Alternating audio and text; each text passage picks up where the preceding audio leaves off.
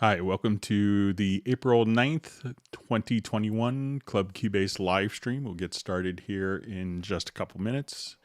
I'm going to make sure everything is okay on our audio feed.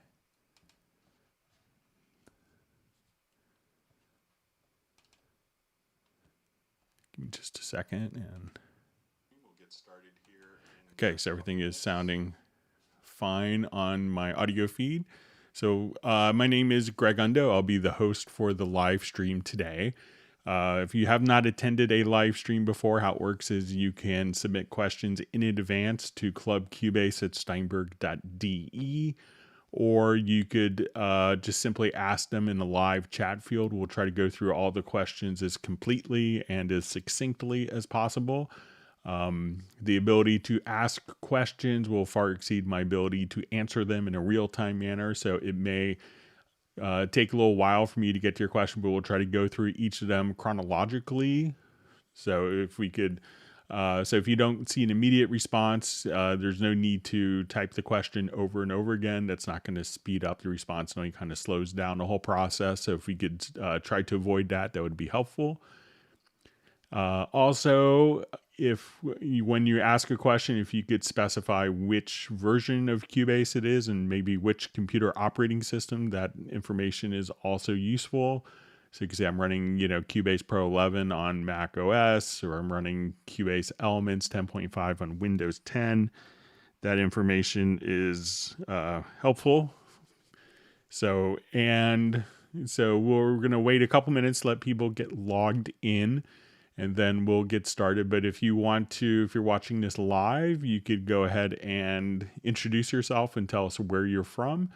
Once again, my name is Greg Undo. I work for Yamaha Corporation of America as a product specialist, focusing primarily on Steinberg products. So I'm based in the United States and just outside of Washington, D.C. in Alexandria, Virginia.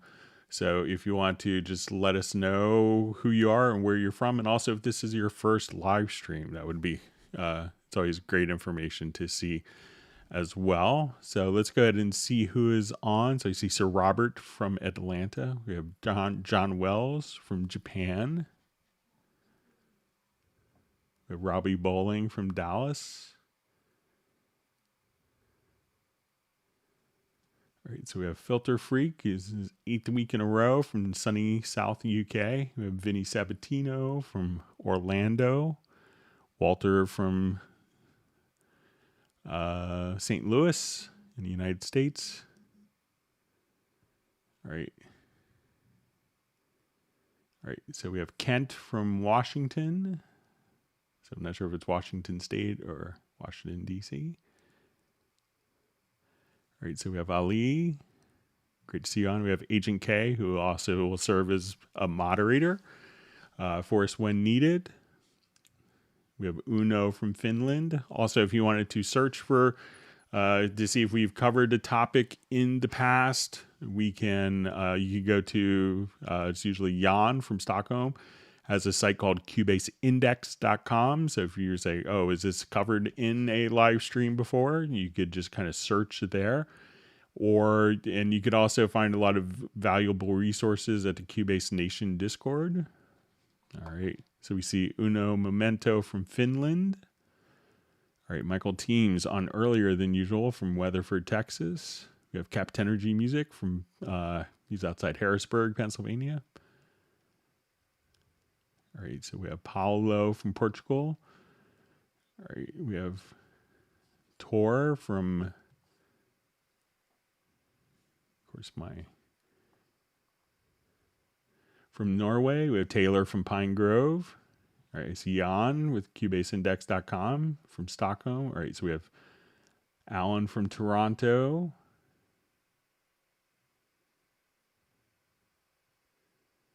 All right, so we have Pete from Portland, Maine. We have Matthias from Hamburg. All right, so we have Mette from Norway. Sorry for probably butchering the pronunciation of your name. All right, so we have Alex Morgan from LA.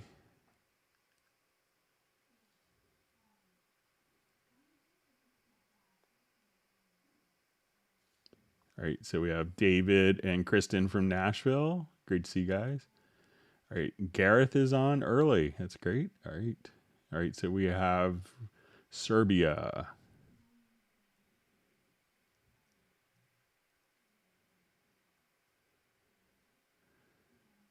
All right, so we have Tim from Mission Viejo.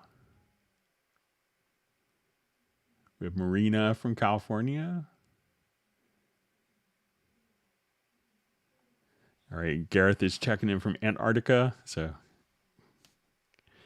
we always used to joke that I would get all 5 continents except Antarctica. So Gareth made a pilgrimage down there just to log in for me.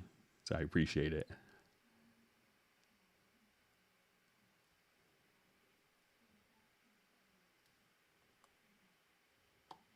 All right, so I have Alex from Salzburg. We have Matt from London.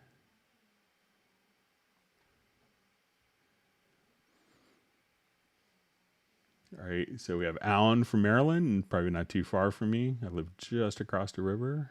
All right, so we have Pablo checking in from Galicia, España. We have Jazz Dude from Heidelberg in Germany. It's always helpful with a lot of computer configuration stuff. All right, so let's go ahead and get started. All right, so I'm going to scroll back. So question from Fabio.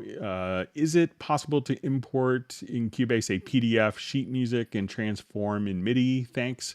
So Cubase doesn't really have that functionality. I think that there was a lot of notation programs that kind of offered it. And I think over the years, the inaccuracies that would be generated by it would often, take longer to fix than to enter it in manually. So a lot of workflows have kind of shied away from it because it wasn't such a reliable technology. There may be some companies that are working more on it. I think that there is a company that will allow you to scan, to scan a sheet of music and export it as a music XML file, and that music XML file you could import directly into Cubase just by going to import music XML, and that's more of an interchange format for notation. So, but Cubase doesn't really have any of the OCR capabilities, and I think you'll see a lot of the actual notation programs that offered it, or some of them I don't think are even offering it anymore because of kind of the reliability issues. All right, so we have John Wells checking in from the future in Japan, where it's April 10th already. So, okay, so John has a question. When importing a sample, Cubase automatically changes to the pitch to an octave lower, which is quite frustrating. How to set up import the sample in its original pitch at all times. So usually if it's doing an octave lower, that would indicate that maybe it's a sample rate issue. So if it's if the sample is at 48K and you're working at 96K, that could do that. That would create something, or 88.2 to 44.1. So double the sample rate would mean 1 octave higher. So what I would do is, if you go to your preferences, you could have Cubase automatically convert to sample rate. So let's say if we go to editing to audio, and you could say convert to project settings and copy to project folder if needed. And this way, if it's a different sample rate in the audio file, what that will do is it'll convert the audio file to the sample rate that's being currently used in the project. So if something is an octave lower, that would probably mean that it's probably half the sample rate of what you're working at. And that's what I would check. So every time that you go to import a file, it would automatically convert to the correct sample rate. All right, great to see Robbie Bowling from Dallas.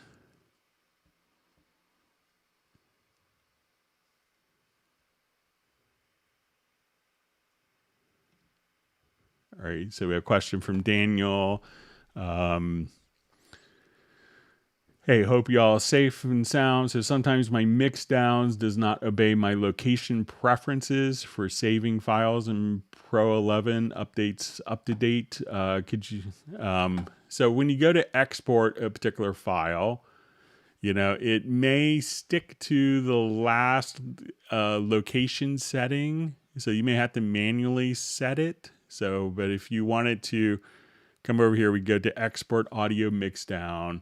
So this path may always, could stick. Now there's little options here. So you could choose, you could have it do a project mixdown folder, which would be a mixdown folder within the particular project.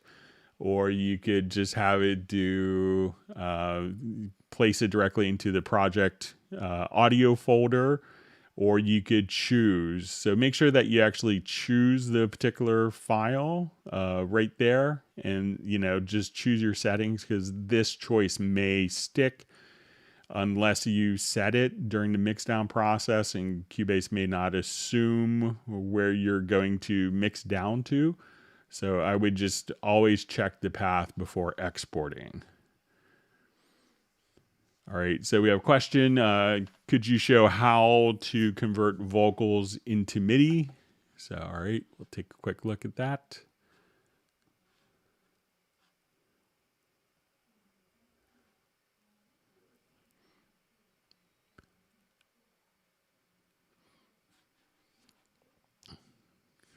Okay, so we'll just, and we could do this through Very Audio.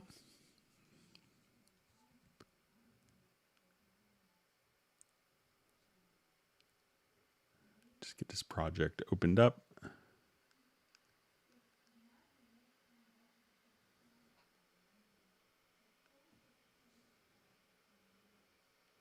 Okay, so if I wanted to,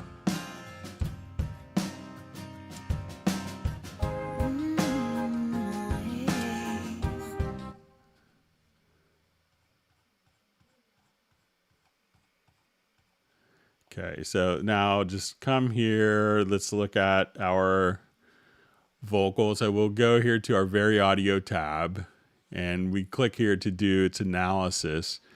And under functions, you can see extract MIDI.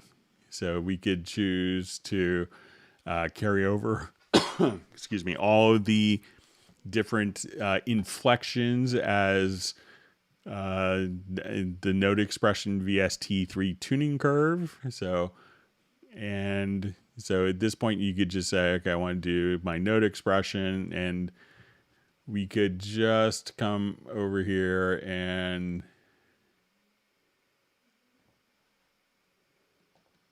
hit OK. And what that's going to do is to, at the very bottom, here's our MIDI part, and we could just have that opened up directly into a new folder, or just have it, or to a new track, or go to, you could have it in your copy, in your buffer for copying and pasting. But all you have to do now is just, again, from the Very Audio editor, just after you do enable Very Audio editing, just do an extract MIDI function that will turn your vocal into MIDI information.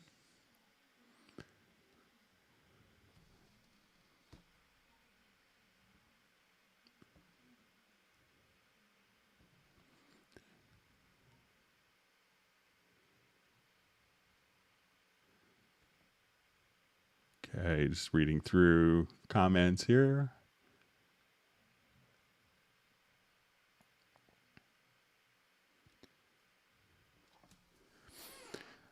So we have a question. Is there a way to export the signature track so it could be used in other DAWs? So that could actually be exported as part of a standard MIDI file.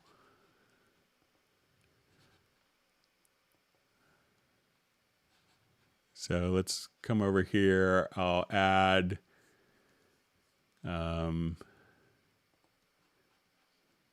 just one. So you may have to add kind of a blank MIDI part.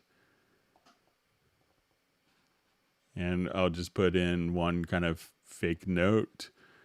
And let's add a signature track.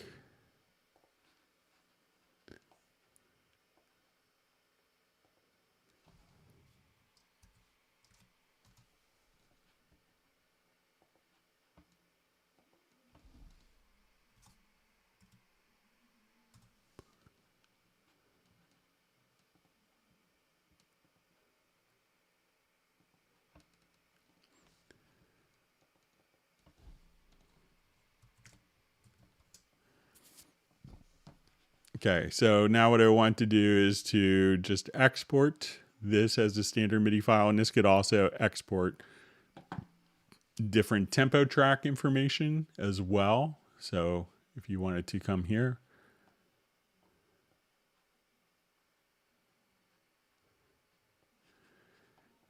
and now we have this. Let's go to export MIDI file. So we'll call this Taylor.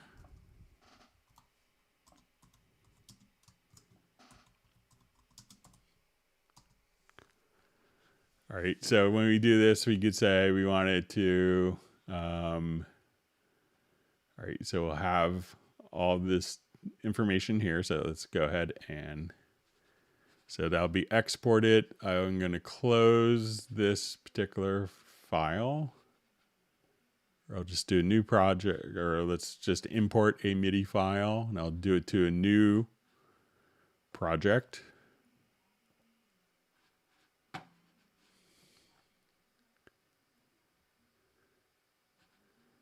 Okay, here's our MIDI file. And now when we go to open up our signature track and our tempo track, you'll see that all of those are just carried over as part of the standard MIDI file. So that can be an easy way to just transfer that data between different DAW programs.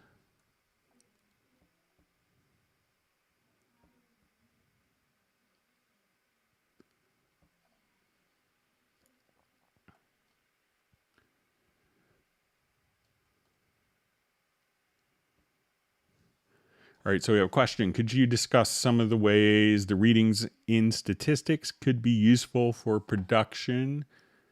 All right, so let's say if I wanted to just take I wanted to look at an audio file, and I want to get a sense of, what my levels are, and see if I'm peaking, if I'm doing sample-based stuff, what the pitch is. So go to my audio menu, and let's go to statistics.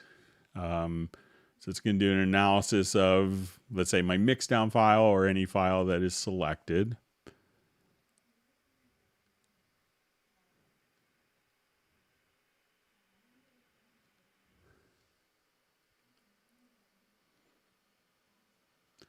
So here we could determine, what our maximum values are for left and right, what the true peak is, if we need to do DC offset, what the bit depth is of the file, what the sample rate is, the estimated pitch, the average RMS, and your loudness information. So at this point, you could copy that to the clipboard and just kind of give that to a client as here's a little statistics report that, for your, finished mastered song done by me, that could be helpful for a mastering engineer or whatever. You could just provide this information, but often just kind of knowing exactly, especially now for different delivery formats, kind of what your loudness information is, and being aware of that is really helpful. And that's a great thing to use the statistics.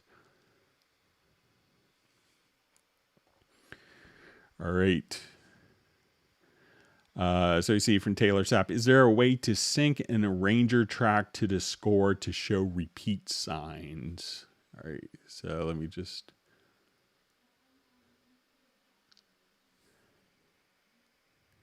Take a look. I think there might be some way of being able to do this. Let's see. I think I have a arranger track kind of.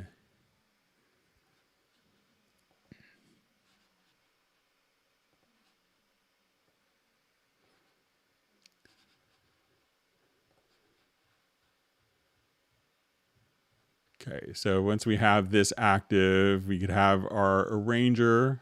And let's say I wanted to take, I haven't done this in probably 10 years, but let's take a look at, let's say, our score editor.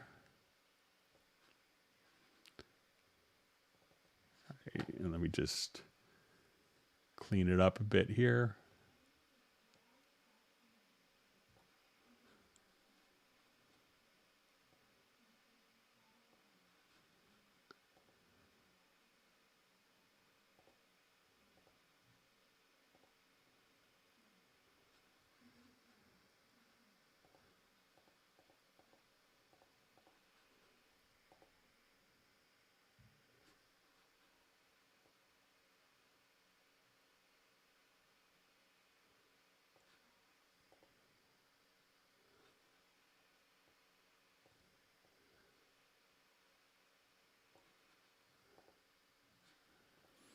Okay, so let's say if I have this and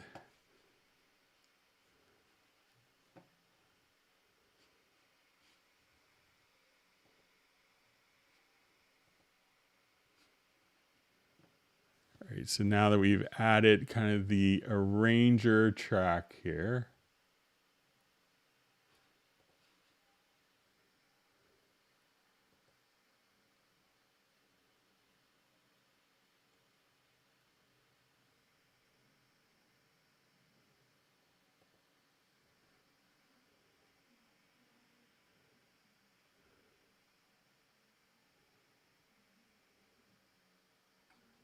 all right, let me just clean this up just a little bit more.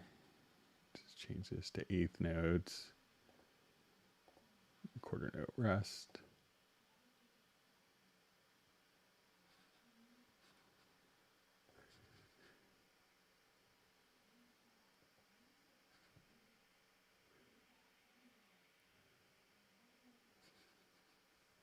I'll just do this maybe on a quick new project and see.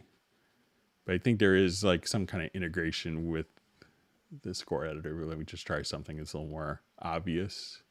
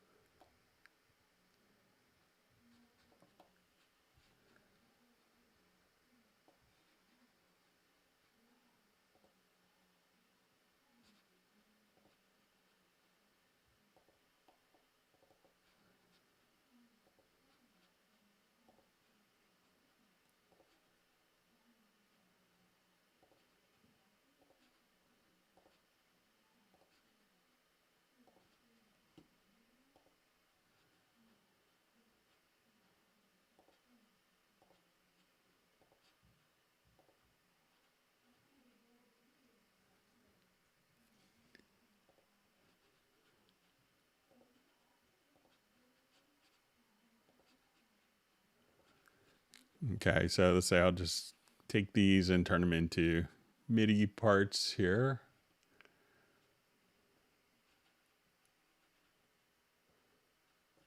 Okay, so I'll just go.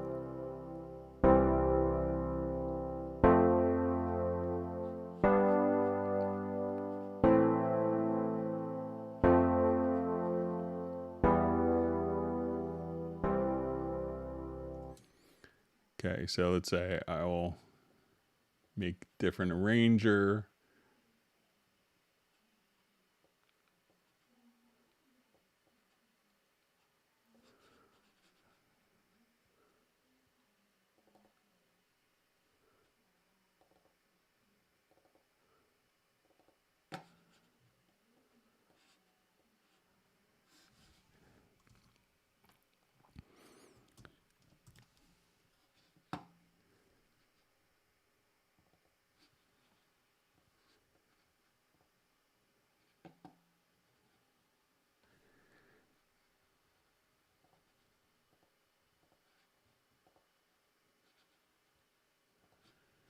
Okay, so let's say now that we have the arranger track, let's go ahead and activate it.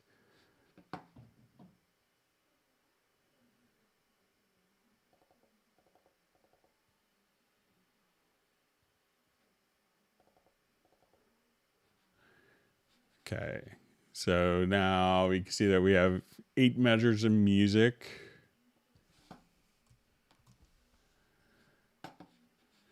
And now that when we get to our settings here, let's make sure that we have the arranger.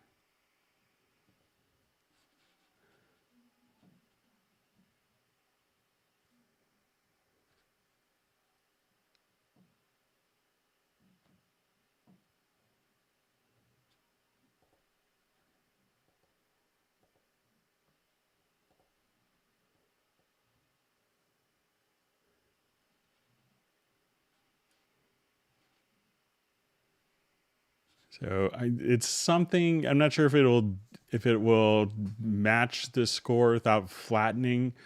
But if you want to email me, Taylor, I could play around with it some more. But I think that there is, so let's say if we just play.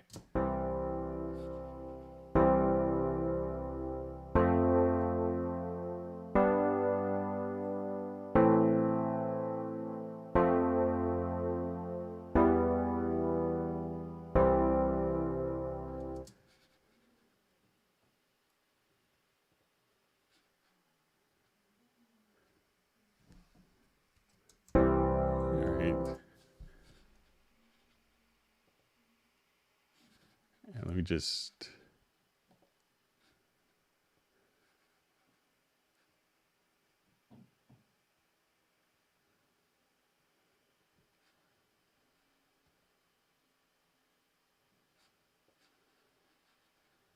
But I think there's something that you could do like in this area of the program, but I could play around with it and show it on Tuesday's live stream.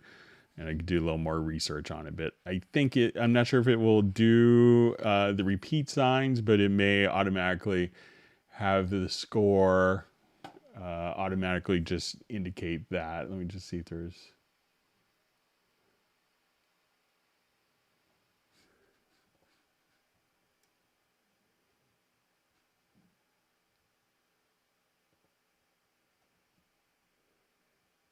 So here we go to the next chain step and previous chain step. But I think that there is a way to do that. But if you want to, just email me and I can show it on Tuesday's live stream.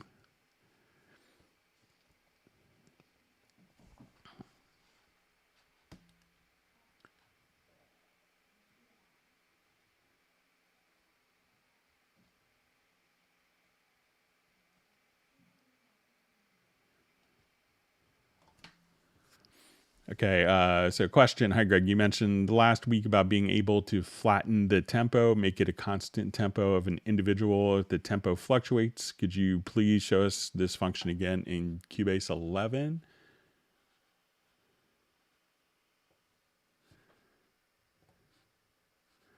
Okay, so what we need to do is to figure out kind of what the original tempo is from the original file. And we could do that by just kind of playing.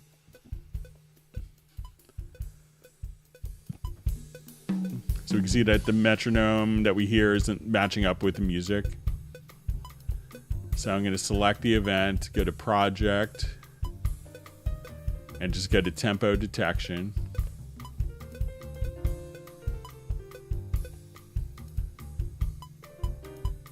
I'm going to do an offbeat correction. So now it's figured out what the tempo is.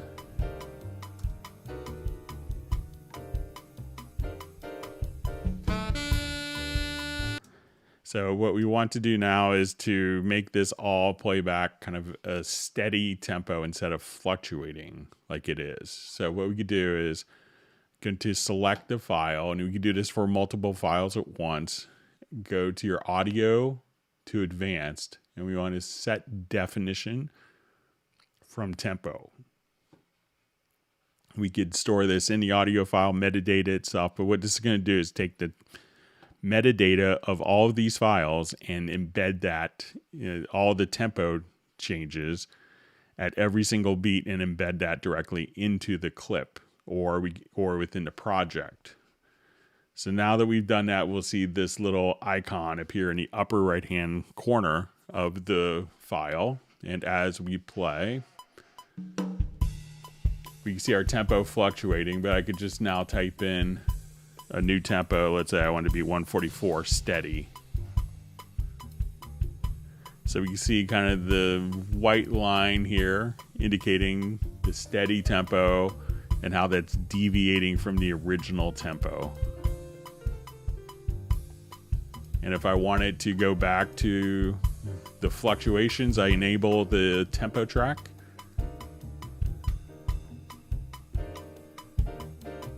Now I want it to be steady. I just disable the tempo track and have my tempo value there.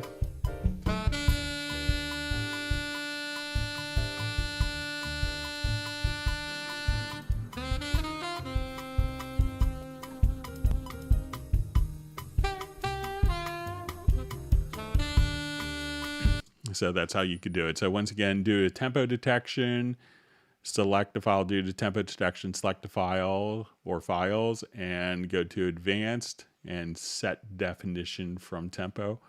And then you could just type in one static tempo value and it will be kind of like a tempo parasite. All right, great to see Josh from India. Glad you could join us for the live stream today. All right, we have Trond from Norway.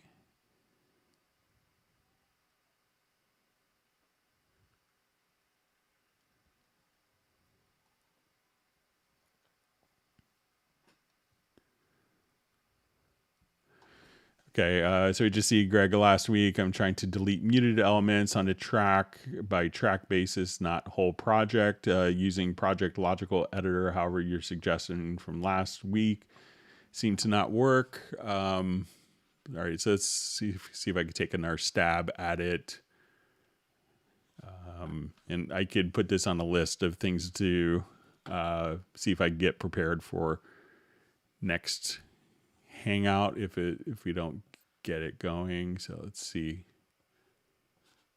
I'll just copy over, add an audio track here.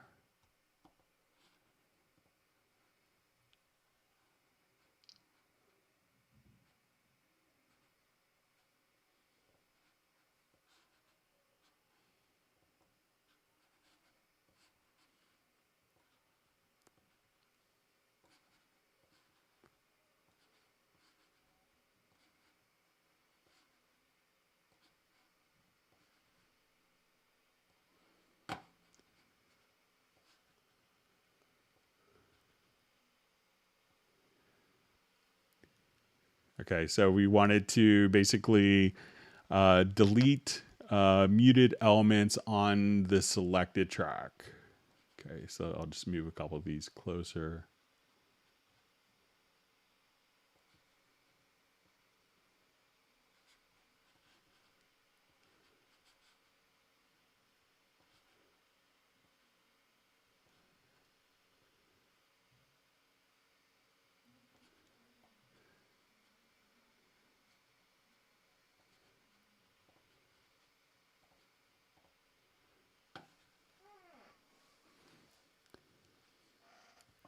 Okay, so let's go to our Project Logical Editor. And I think maybe this was kind of starting from the basis of one of the presets, which was delete muted events.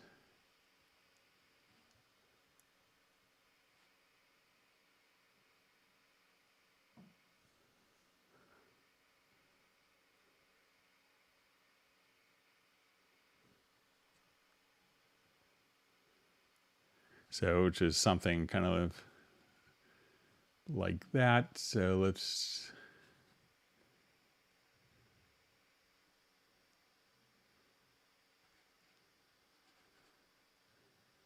okay, so I'm just going to try to build it from scratch here.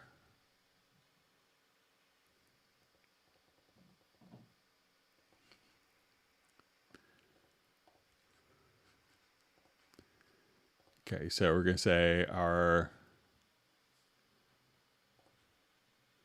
property is set to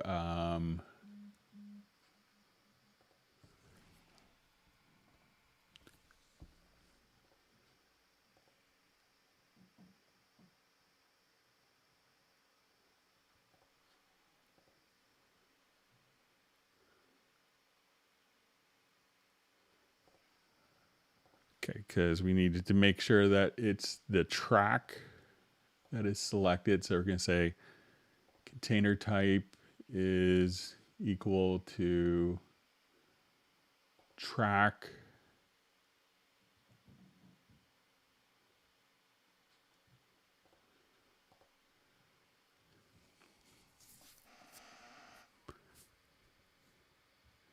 and its property is set to event is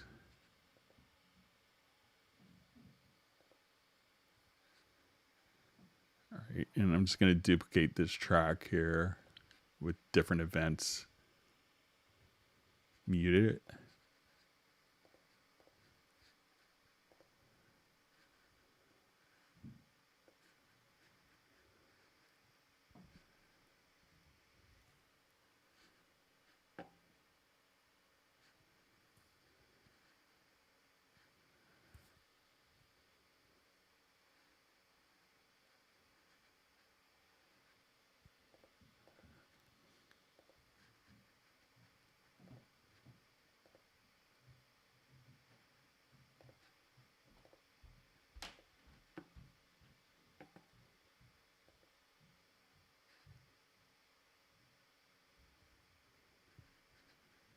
All right, so I just want to, because it has to be, the container type is the track that's selected as opposed to the event. And that's the tricky part of this. So container type is equal to track and it's selected. But I think when we go to property is set to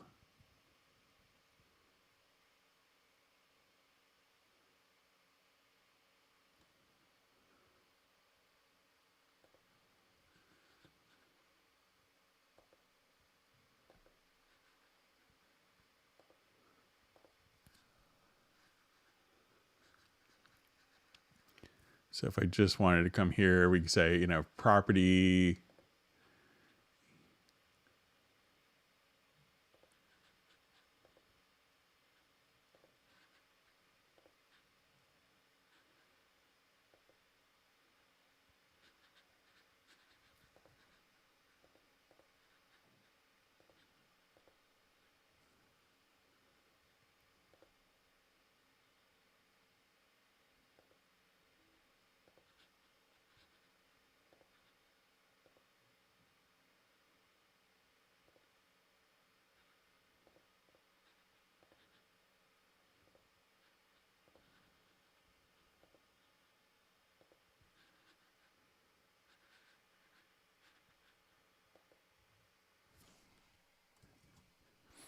Okay, so let's say we're going to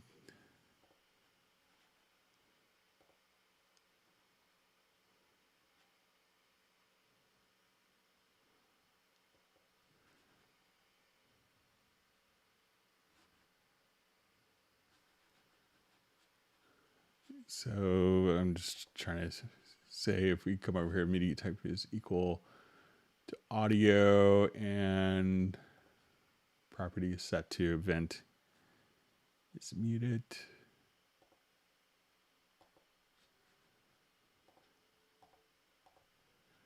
So I will, sorry to do this so many times at the start of a live stream, but I will play around with this one as well and see if I could have an answer for Tuesday. So I don't spend like a half hour trying to figure out this one thing. But if you want to send me just a reminder, Alex, to clubcubase at steinberg.de, I'll add this to my list of things to show on Tuesday. Sorry about that. See that Gareth is representing the penguins in Antarctica. All right, great to see John Cost again.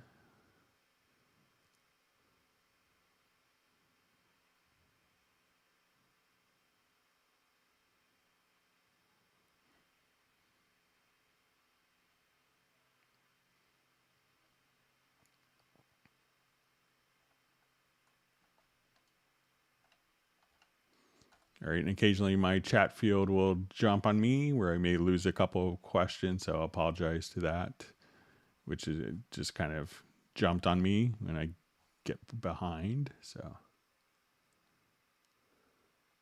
okay, so I don't think I lost any questions.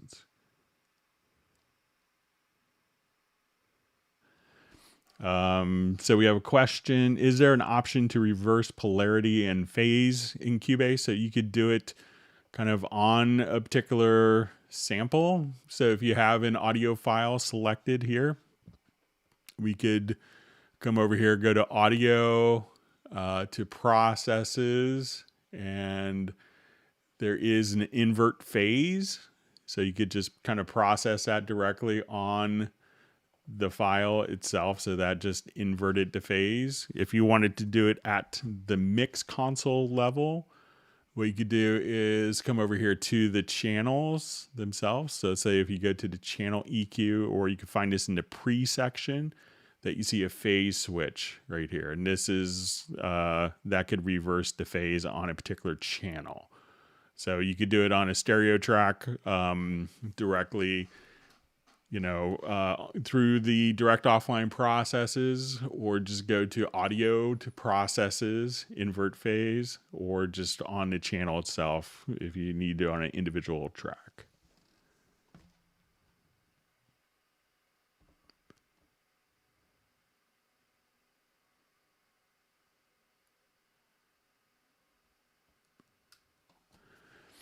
All right, so we have a question from Matthias. If I delete a no more needed plugin effect from my computer by deinstallation, sometimes the entries in Cubase 11 are already there. How to get rid of entries in the plugin manager? So the plugin manager will scan whatever plugins that your system is seeing. So when you come over here to your VST plugin manager, so let's say if you go to, your VST effects here, so you could, this will show the different plugins. So you may, when I've seen this happen for people, is sometimes they may uninstall the VST3 version, but have the VST2 also installed, and they didn't remove both versions. Or sometimes if you're running bridging software to use 32-bit plugins in your 64-bit environment, that those plugins could still show up. And if it's still kind of an issue for you, you could just come over here, and if you wanted to, copy the current collection of your default plugins. So we'll just call this April 9th. And then once you're in a newly created collection, which you could do just by clicking on the little drop down menu, you could come over here and just choose to delete plugins, and then Cubase won't access that if you're using that plugin collection. But make sure everything is uninstalled as well. So.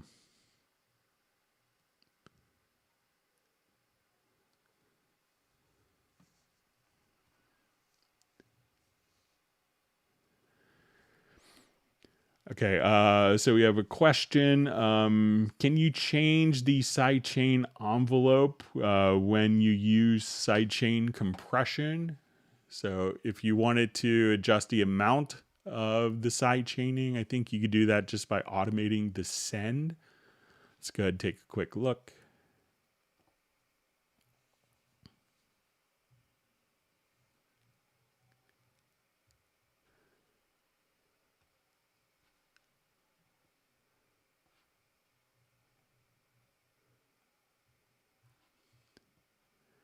Okay, so let's say if I wanted to take this synth and have it sidechain from the kick above it. So I'll go to my compressor here. Let's activate the side chain. Let's add our source of the kick. And now once we do this, make sure this isn't too loud, we're going to have this side chain. But if I go to my sends on my kick track, and let me just put this into a loop.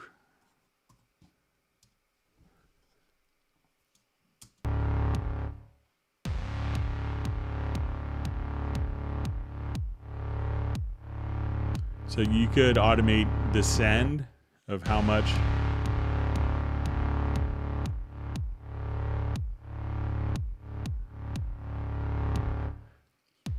So if you want it to be or less,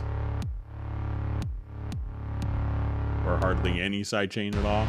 So just on the track that you're using as the sidechain input, just adjust the send that's going to the sidechain. And you could have varying amounts, and that's automatable.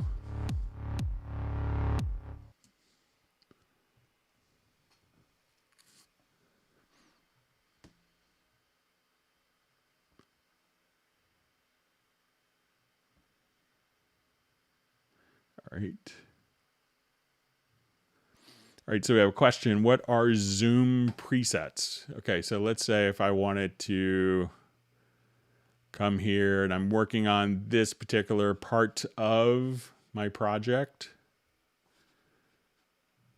we could come over here and let me just see how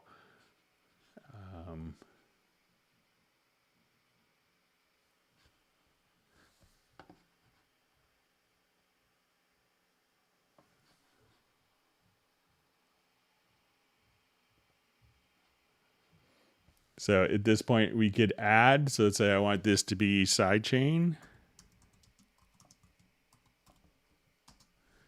And I wanted to zoom in on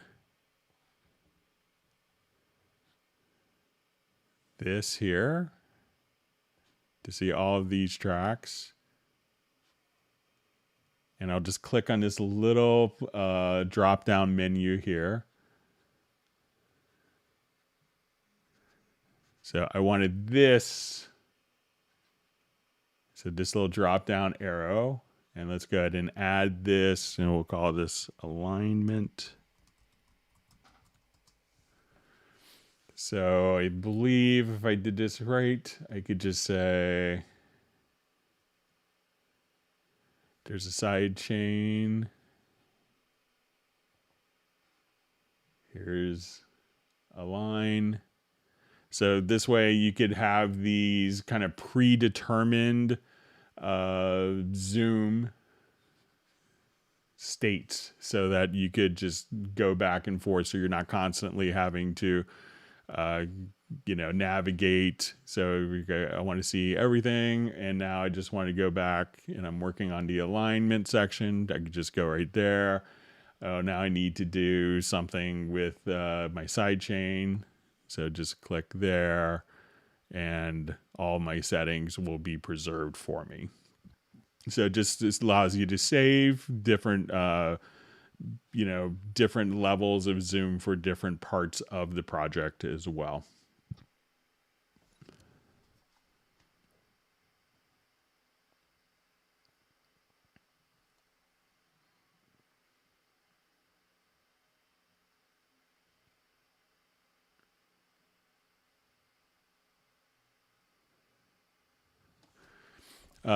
So I just see I have a Cubase project that I'm working on at the moment where the convert mono to multi-channel function simply does not work. Any idea what that could be? So sometimes what happens, let's say if I duplicated this, okay, so let's say if I wanted to take these two, or let me just,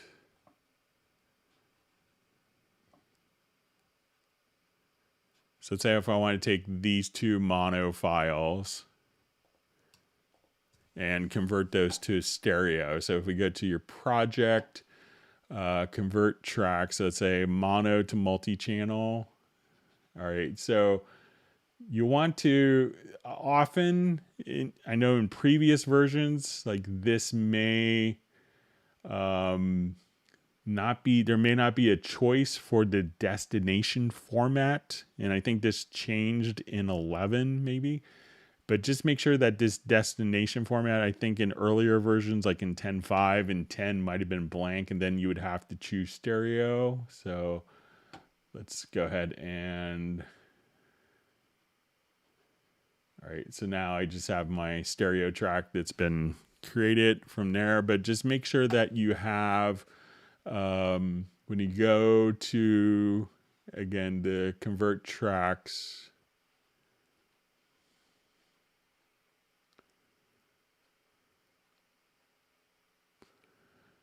that you have kind of the destination format chosen. If you don't have that, and I think for some reason it doesn't do that by default, just in case you're working in surround or ambisonics, stuff like that. So.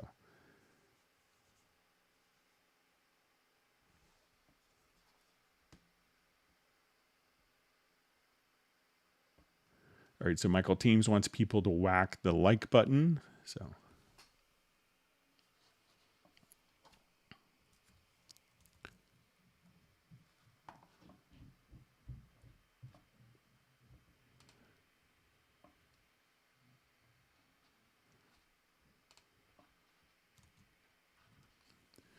Okay, just reading through different comments.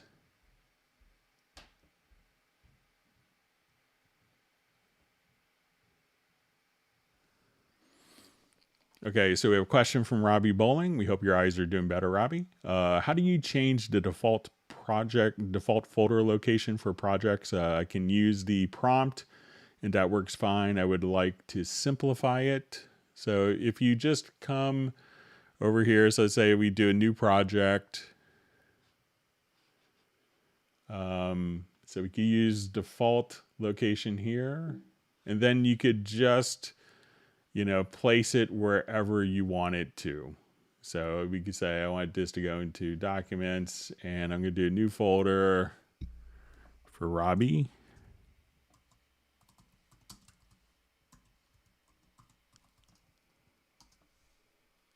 And get my right computer keyboard working for this.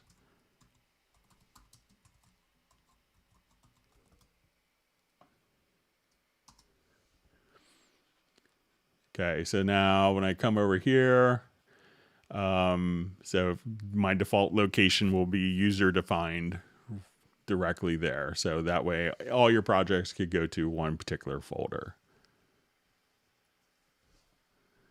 All right, great to see Space Crawler made the live stream.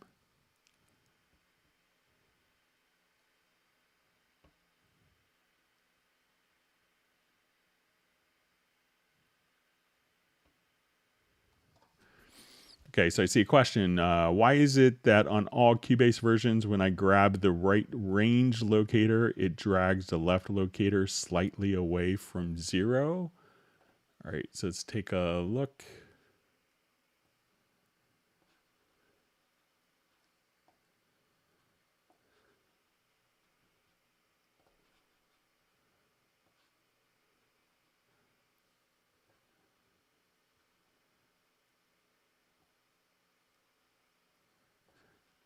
All right, so I'll just do this on a new project.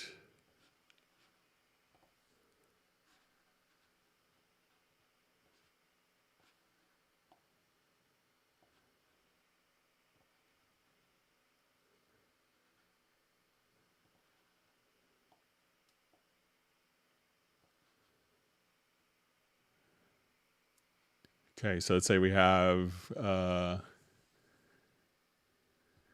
starting at 1,110, ending at 9,110. So let's say,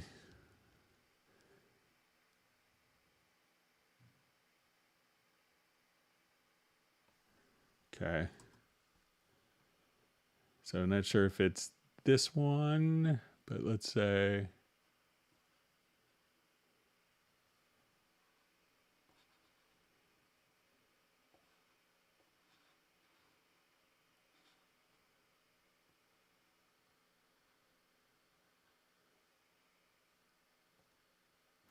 So if we watch kind of just a position here, we could see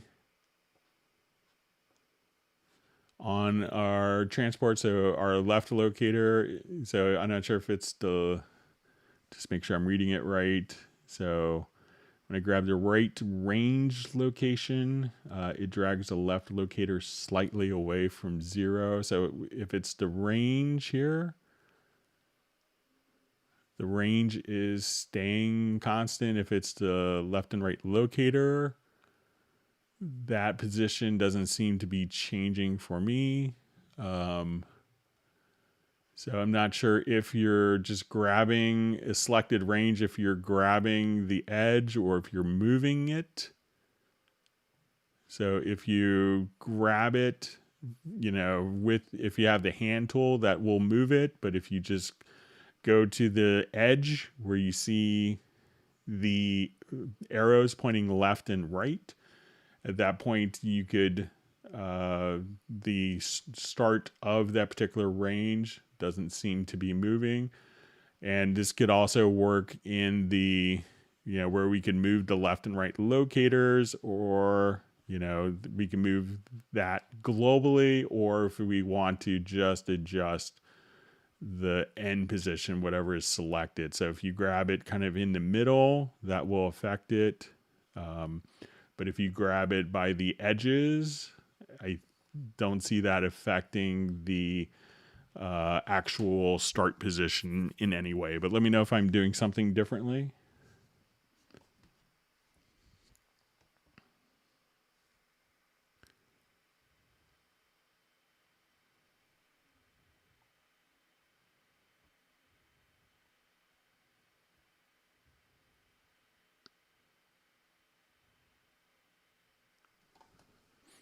All right. And if you've learned something new, make sure you hit the like button. So.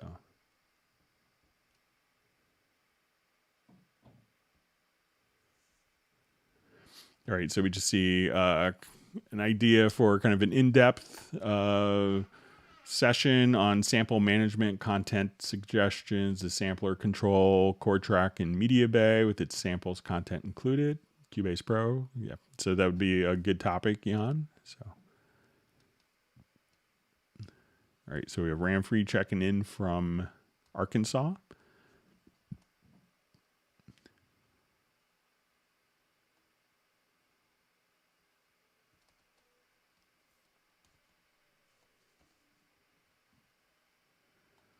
Okay, so we have a question from John Costigan. Hello, Greg. I've been working at 48K and 64-bit floating point. I wonder if I should mix down to this kind of audio file type format.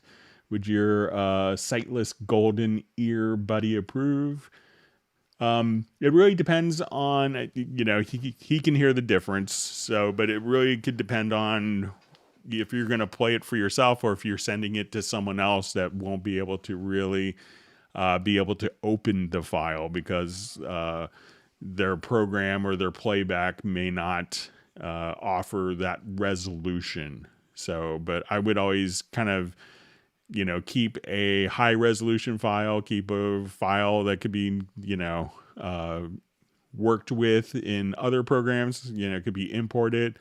So I think it makes sense to kind of, if you're doing that, keep, render it twice when it's 32-bit floating point, knowing that if you're sending it to a mastering engineer that, they could probably open that. If it's just, something that you're working on, you're going to listen to in your studio, then, do everything in 64-bit floating point because, but make sure, and it could be that, some of the plugins will take advantage of it and some don't. So, and, see what you actually find. So.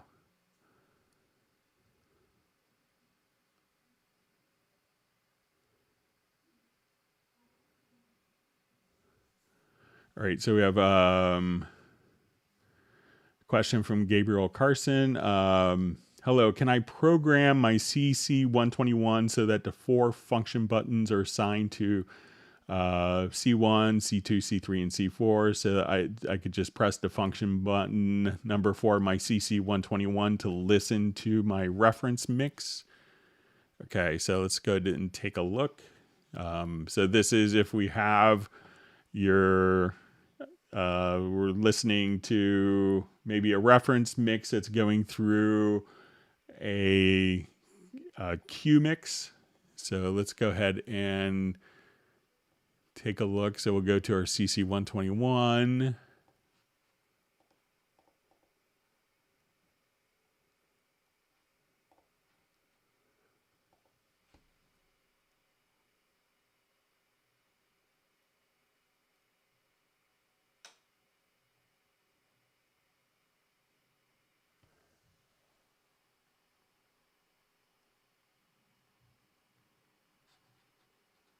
Right, so let's see if we have this set.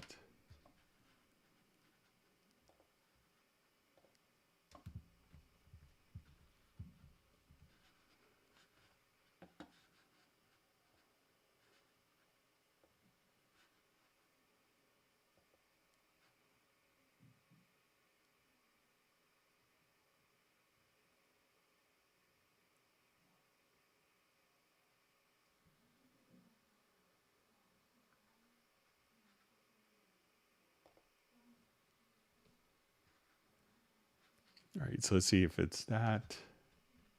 Yeah, so if you come over to your studio and go to your studio setup, you can say function 1, and then you could just say select control room source.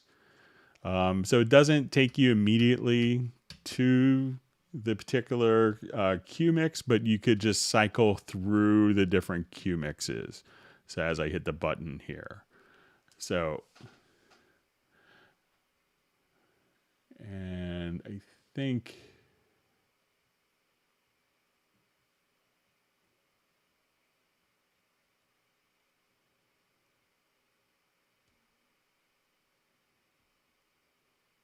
yeah, so it's going to be not going to a direct Q mix, but you could just toggle between the different Q mixes.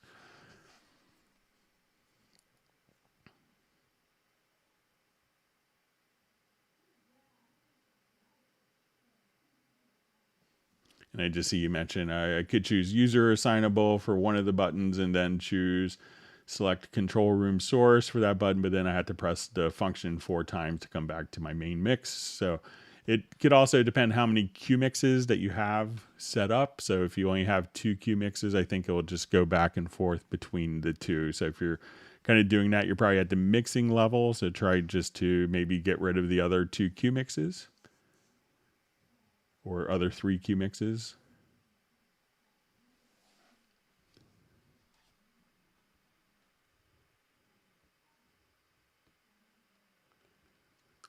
All right, so we have Seiko checking in from Montreal, or Sacco.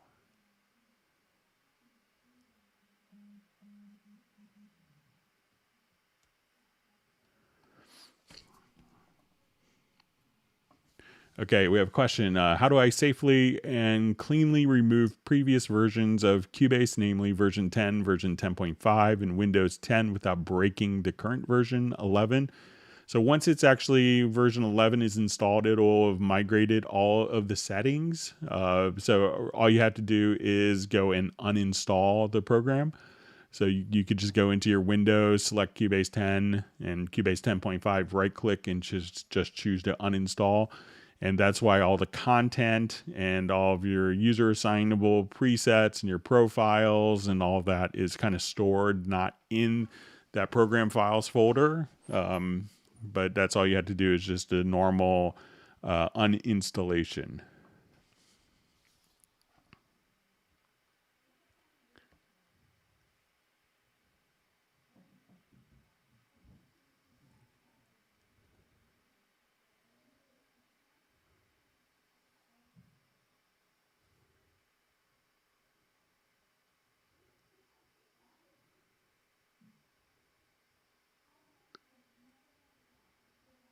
Okay, reading through comments.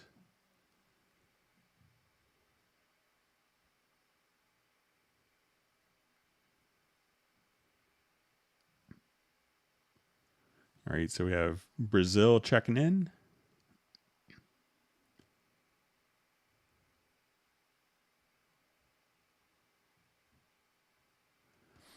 All right. So it's to see a question. Hi, Greg. I have a problem with my Cubase Pro 11. I can't make metronome work. Use control room. I activated the metronome from control room. I also tried with direct output and nothing. Can you please help? Thanks. I just ran into this with a composer, and he's running the 14-bit MIDI Sherlock, and he found that there was just his, and kind of as a like a remote control solution software. But if you wanted to go to your transport menu, and he found that when we go to the click sounds, that it had the audio click level. Make sure that that didn't get adjusted. So a lot of times people may have the click track, and so as we're playing,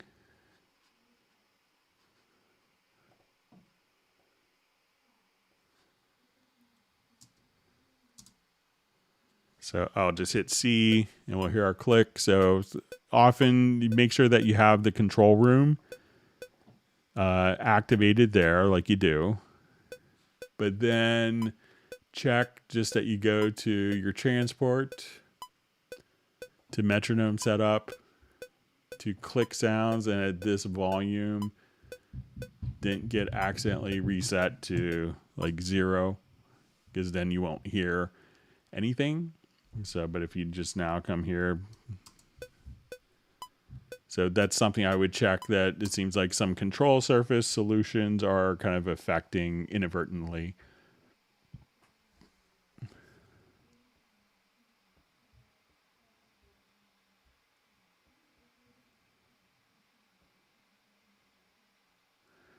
Okay. So question, is there any plugin or other method, Thatcher, can simulator the whiskey effect on vocals in Cubase? So I'm not sure what the whiskey effect on vocals is. So maybe if you could let me know what a whiskey effect on vocals, if it's maybe making the singer sound more drunk, or so, but I don't know what the whiskey effect is. I've never heard that. But maybe if you could give me an indication what the whiskey effect is, I might be able to help.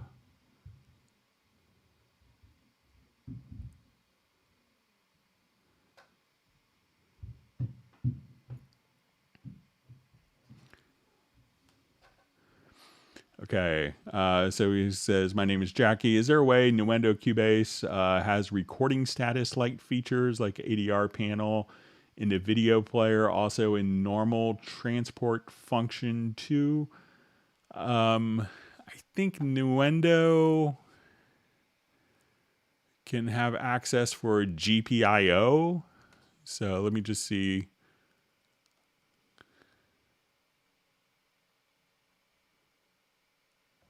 So if you have like a recording light kind of indicator, there's different, like you used to see in more traditional studios, where the red light would turn on. So I know you could do it with the Yamaha Nuage will have GPIO capabilities, but I think that you might be able to do it from within Nuendo for GPIO stuff.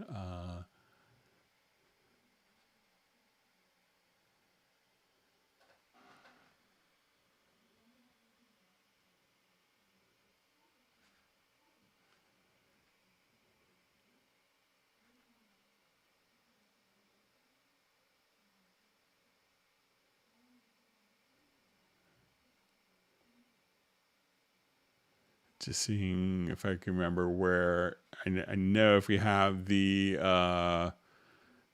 like the Nuage, that you could do it directly from the Nuage control surface as well. And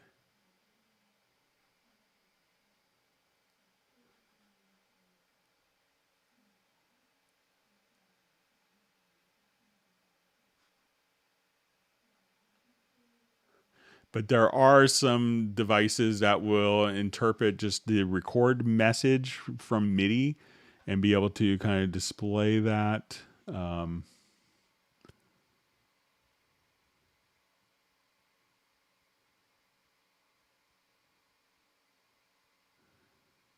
So I'm not sure if you want to see it in the video player or you just want a visual representation, Jackie.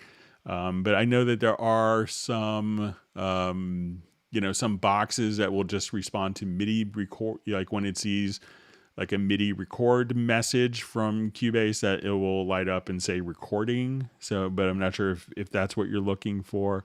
So generally it was handled under like a GPIO, but you could, there are some that just will work over USB as well.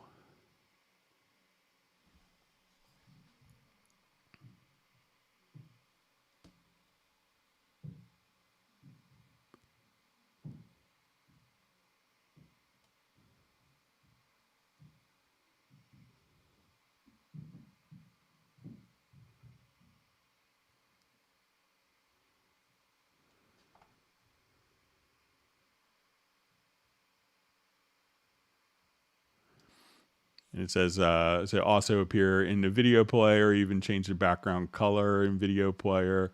That'd be very cool, and no need for actual on-air sign. So a lot of people I know when they're tracking, like I have a friend in Nashville and he has each of the different tracking stations can see their own, has their own keyboard, mouse, and display monitor, so everyone could see the timeline as they're tracking, which is really nice. And obviously, when you are recording and you make, say we add an audio track, and let's say you make the active track that you're recording, and you just come here and you make it very red, that's a pretty strong visual cue that you're tracking and recording, when the person sees red or when they don't, that is, being recorded just like that. So a lot of people use that as kind of a visual indicator, but there are some, some different ways. Hang on one second. My son might be on the screen break. Hang on.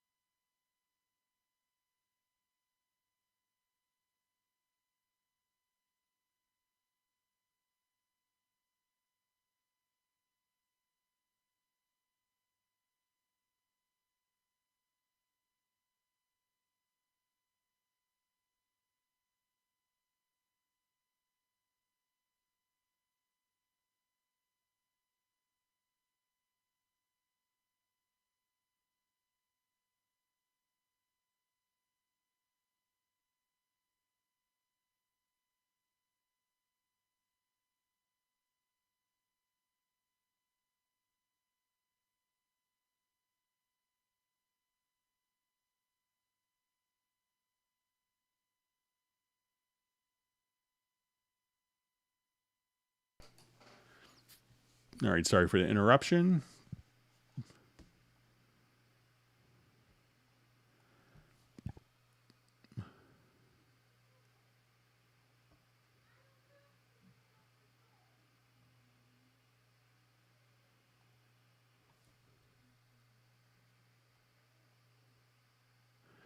Okay, so I just see a question. I recall there's a logical editor hangout planned for sometime this month. Did I miss it, or is it yet to come? So it hasn't happened yet. Maybe we'll do it towards the end of the month.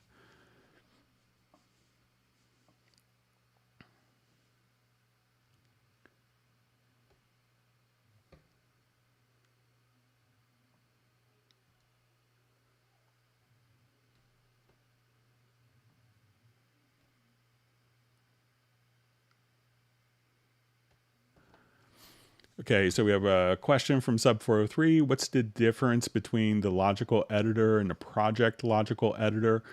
The logical editor is really just going to be for MIDI functions. And the project logical editor will allow you to do more stuff like for automation and tempo tracks, as well as, renaming different tracks. So, but the original logical editor is just for processing MIDI data.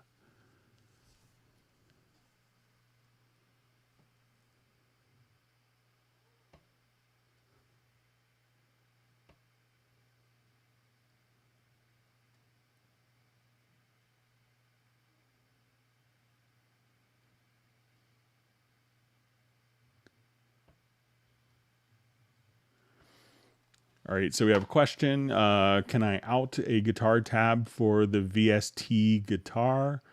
So depending on the guitar part that you've played in, so let's say if I wanted to just kind of go over here, let me just see if I may have like a decent MIDI guitar part in another project.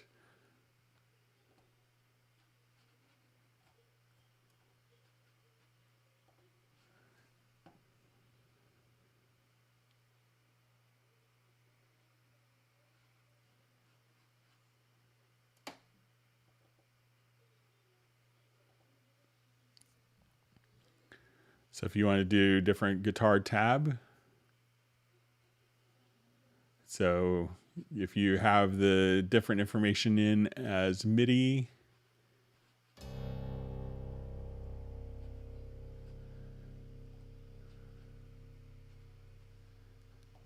all right, so let's say I want to select, not sure why this project always does that. All right.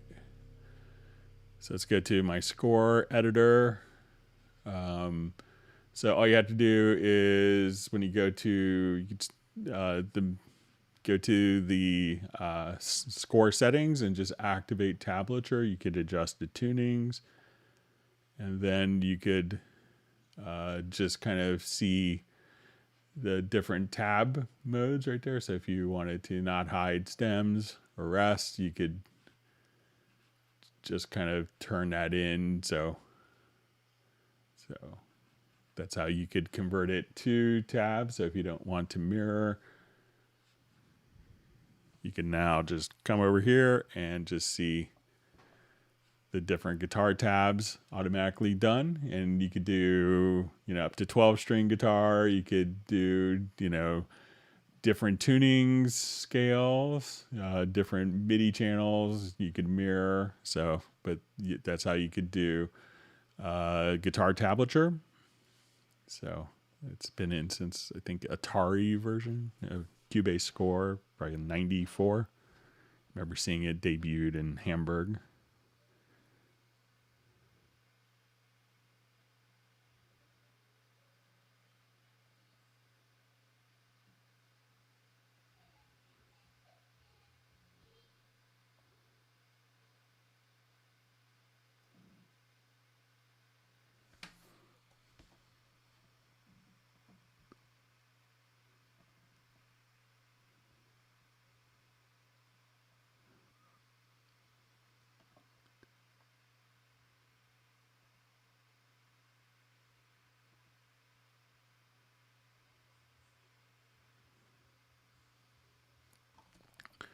Okay, so just see a question. Can I import a tab or sheet for VST instruments? So, there really isn't a standard, we kind of covered this earlier. So if you wanted to do it from like a printed score, Cubase doesn't really do that. You'd have to take like a standard MIDI file or a music XML file.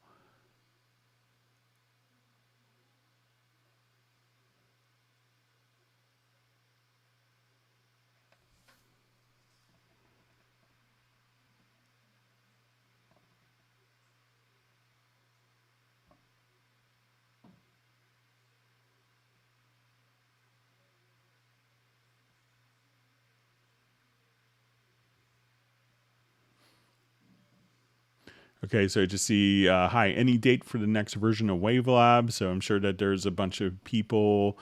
I think it's kind of, we usually don't, announce stuff so far, in advance, but, I'm sure that there's people working on it, so generally Steinberg will just kind of release something when it's ready. So.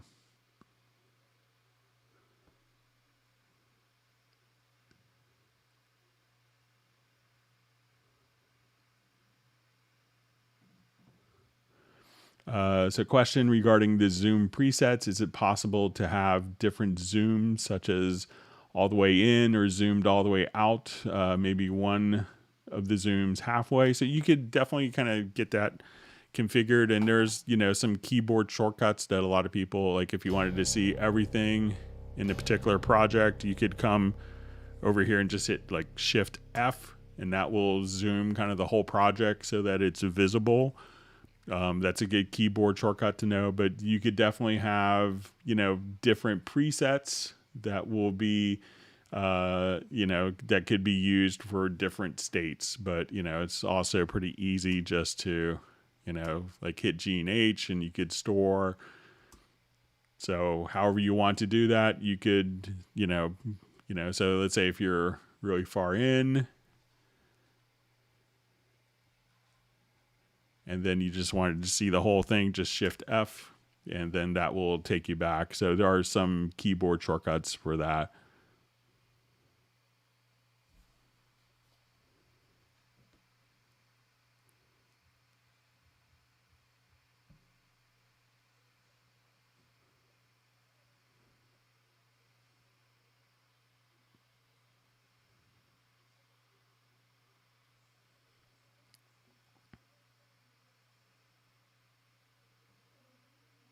All right, so seeing more discussion on phase versus polarity. So if you want the polarity setting again, you would just go to the audio channel.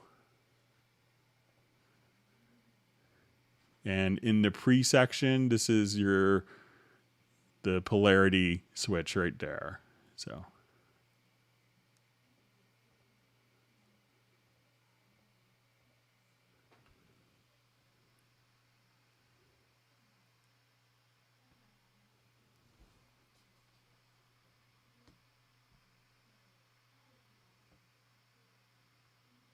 all right, so we see Pro Wash DFWs on the live stream.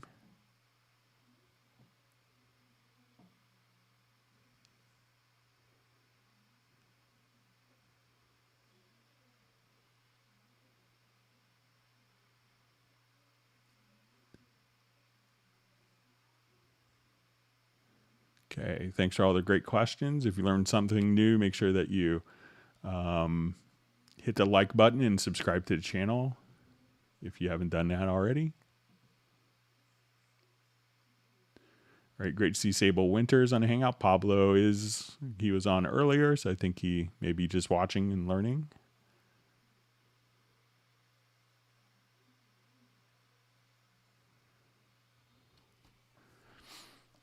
Okay, so you just see a question. Is it possible to have the mix console and inserts at one page in the down zone?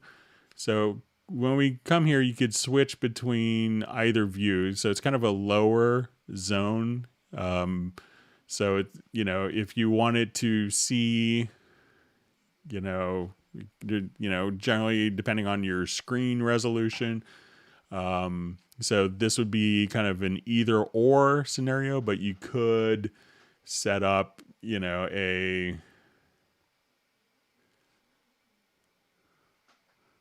let's say if I turn off my lower zone and I move this up, I'll hit F3.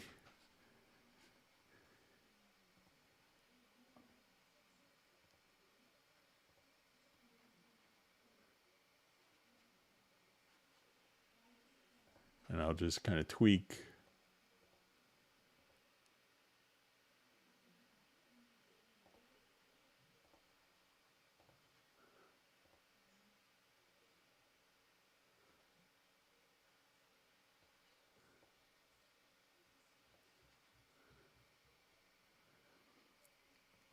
So if you want to see your inserts and volumes, you could do something like this, so if you wanted to set that up as like a workspace, visual workspace, you could do that as well. But, after a while, there's only so much vertical space that people tend to have. But you could have these as two separate windows and see, your inserts and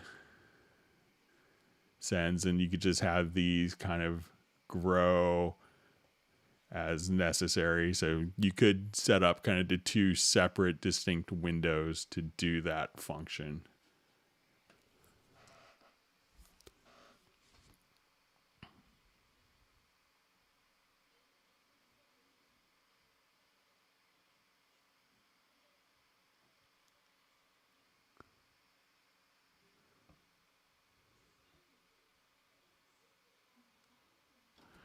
Okay, so we have a question, how to change the display of meters dB to more advanced in the mix console. So let's say if I'll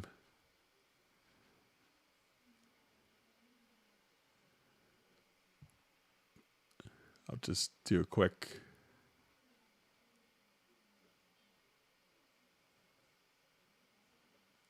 just find a quick project I was thinking of. Okay, here we go.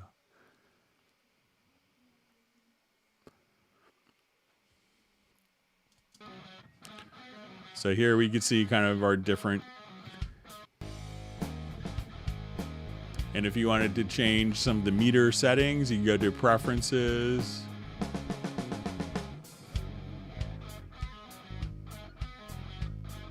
So let's say we want to go to metering.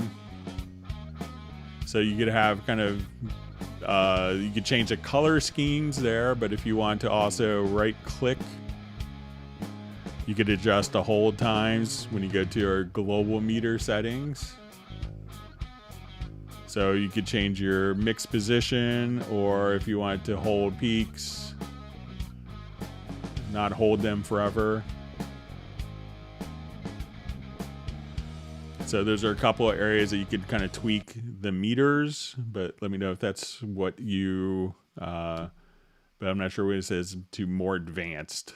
But you know, there's different coloring options as well as different, you know, metering position points as well.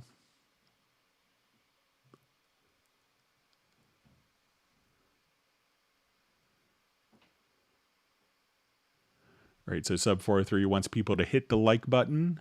All right.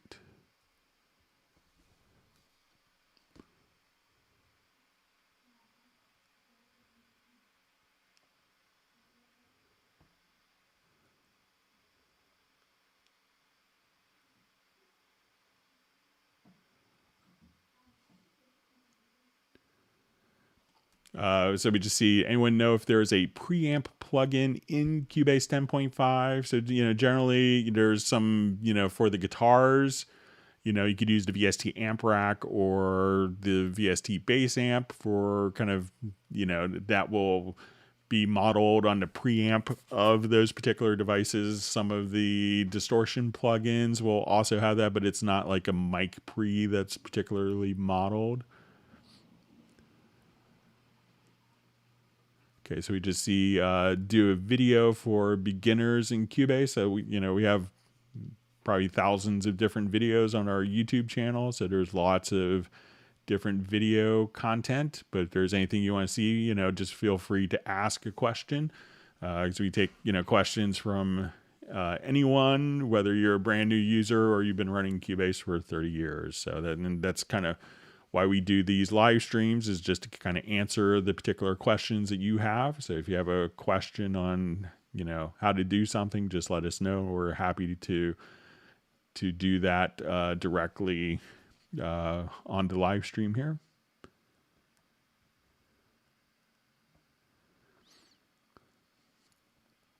All right, so Sir Robert Robinson is bragging that this is a first. I'm watching the Hangout while grocery shopping. So that's pretty good. That's pretty good multitasking. I'm impressed.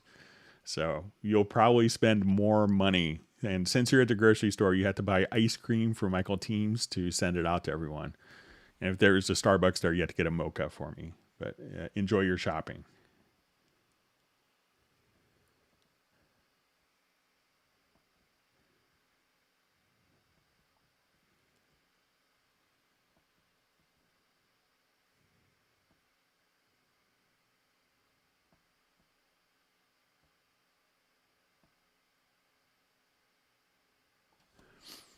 Hello, I have problems with resizing of MIDI tracks so that the tempo of the MIDI track is changing by stretching the MIDI notes inside, but without using the time warp function.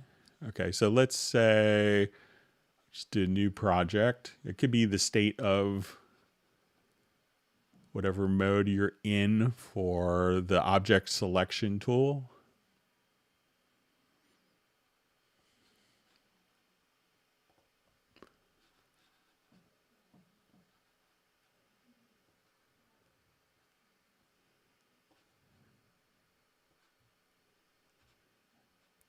Okay, so I'm just going to come here and do an incredibly exciting composition.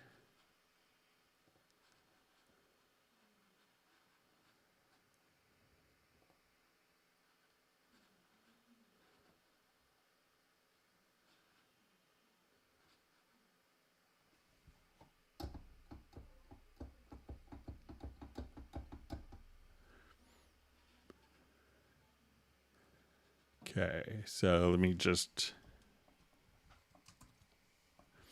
Okay, so let's say I have my lovely composition here. And so when we look at this, we could place this track into musical mode. Usually MIDI tracks are in musical mode by default. And as I change the tempo, they're going to keep their bar in beat position regardless of what the tempo is. So the tempo is slowing down, but those notes are tied to the bar and beat. When I come to musical linear mode, as I adjust the tempo, we'll see that those MIDI notes are tied to their time position and not to the beat. So we could see that. Now, if you're using kind of the object selection tool, so let me just take all these notes and let me just raise them up an octave here quickly.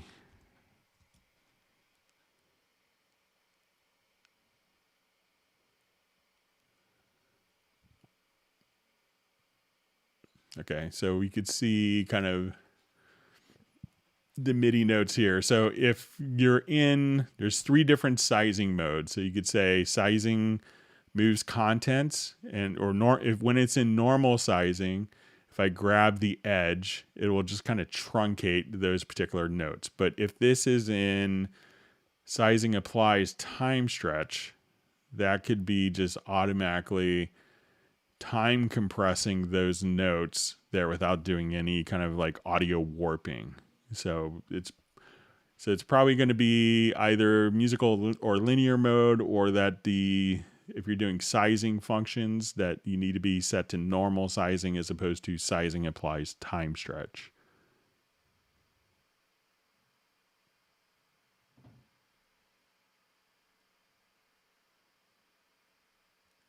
So let me know if that is applicable and if that helps.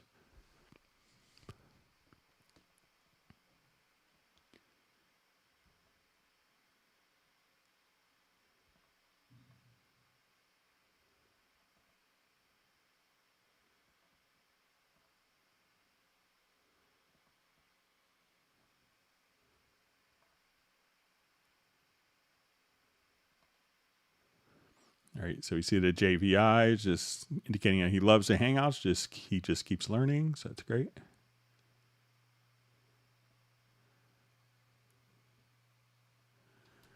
So you see, does Cubase support handwrite on sheet music? So, if you want it to, so it's not going to, do any scanning or any kind of like optical character recognition. So, but there are several different fonts. So if you wanted it to be more, let's say if I just want it to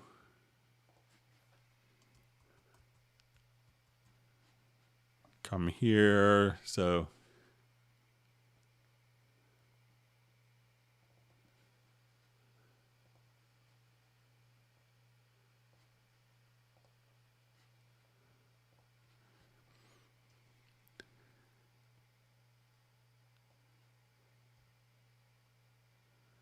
all right, so let's say if I wanted to, change the fonts, I could come over here. Let's go to your project, and then go to font settings. So if you wanted more like a jazz font, kind of a little more real booky, or if you wanted to have Bravura, which is the Dorico font, or Petaluma, which is also used in kind of a lot of jazz stuff, but it's not going to, people often don't want to use the computer to make it look handwritten, or it's not going to do any OCR recognition of a handwritten score and convert that into MIDI. And again, that's kind of a lot of that technology is kind of very unreliable overall. So.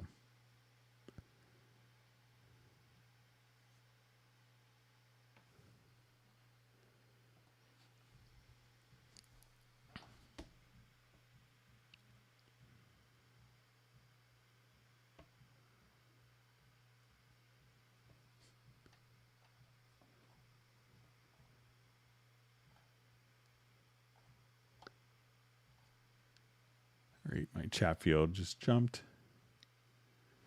See, great comment from JVI. Screen break, how the world has changed. So, yeah, my son, I think he has one more week where he'll be hybrid, and then starting on April 20th, he'll be back to 4 days a week in person. So, we're slowly getting things a little back to normal, but yeah.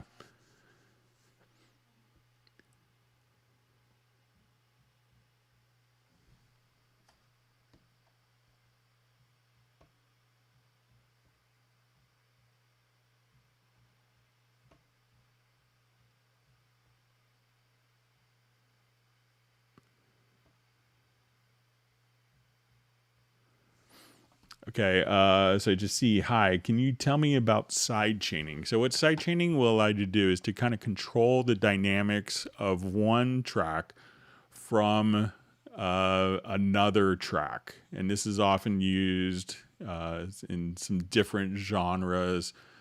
We see it a lot in EDM music. You see it a lot, you know, and it used to be like in the 80s, like you'd even see some hard rock groups that would do stuff where, you know, they always wanted the snare to be very prominent, and they could, you know, sidechain everything, you know, down from the whole mix just to get the snare up a little bit more to cut through, you know. But let's take just a quick look here, and we'll show you just an example of what you could do for side chaining. So let's say if I want to start off with just a quick part here, and make sure I don't kill you volume wise. So I wanted the bass to kind of duck down every time the kick comes in so that the kick has more impact.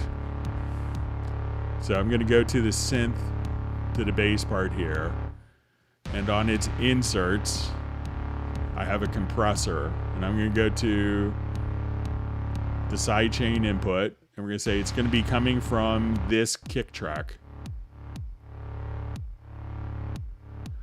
So now the input of the compressor is being triggered by the bass drum. So every time that bass drum comes in, the bass synth gets compressed.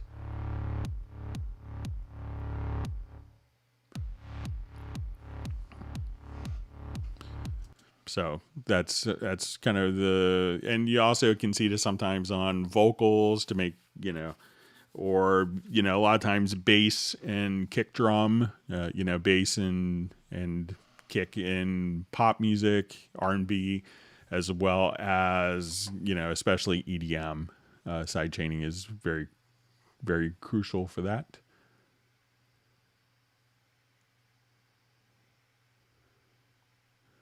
All right, so a question, when I plug in my MIDI keyboard with Cubase already running, it won't see it, and I have to restart Cubase in order for it to be seen. Is there a way to scan without quitting? So I think, you know, depending on the MIDI device, you know, it generally, you know, it used to be a problem before, never on Mac, but on Windows. And if you're running prior to version 8.5, the MIDI keyboard wasn't hot swappable. But if you have version, I think it was version 8.5 or later, you should be able to have it automatically be seen. So anything that's connected and recognized by the computer's operating system will be able to be accessed with Cubase without restarting. So if you're running a version prior to 8.5, you know, you consider updating. So.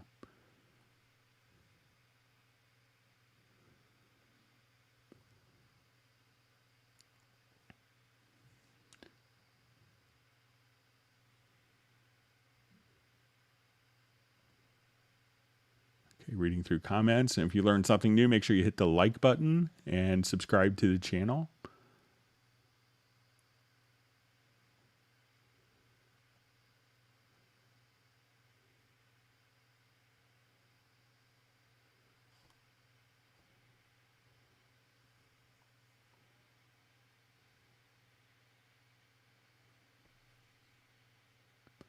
Just reading through different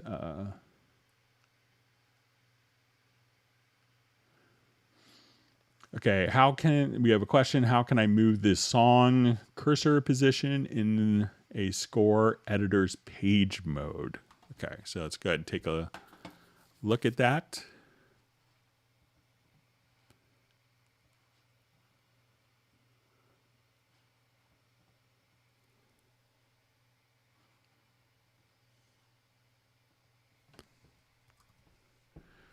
Okay, so let's say I have my score here and I'm currently in page mode. So if you want it to move, I think you hold down Alt or Option plus Shift, and that will take you.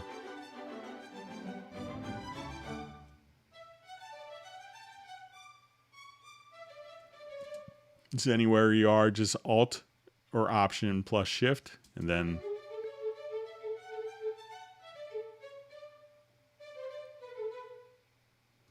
if you want to start here.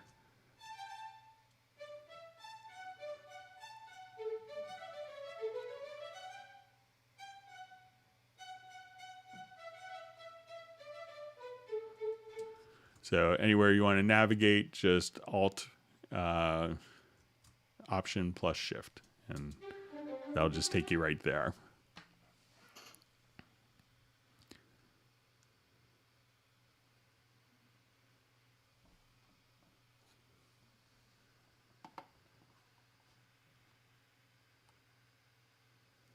See, Michael Teams is saying I'm Cubase Yoda, so there's lots of people probably know Cubase better than me. So, but thank you for the kind words.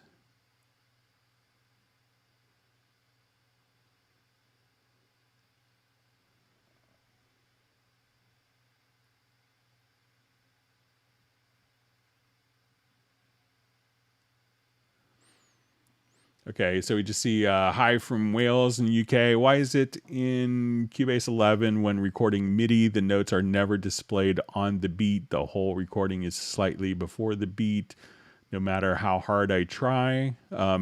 So on the Windows version, if you go to, you know, there is some settings for ignore port filter. And there's kind of some settings depending on your MIDI interface that you're using. So one thing to try first is to make sure that, you know, you see if you toggle the constrained delay compensation all the way in the lower left-hand corner, the very far left of the transport, and see if that makes a difference for you. But if you just come over here, there's also just kind of a Cubase, like a knowledge base article on how to kind of walk through this. So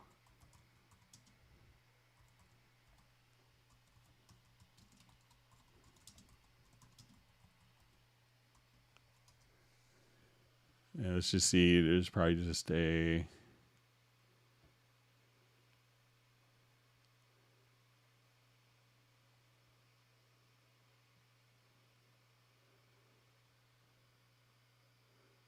but there is a knowledge base for it.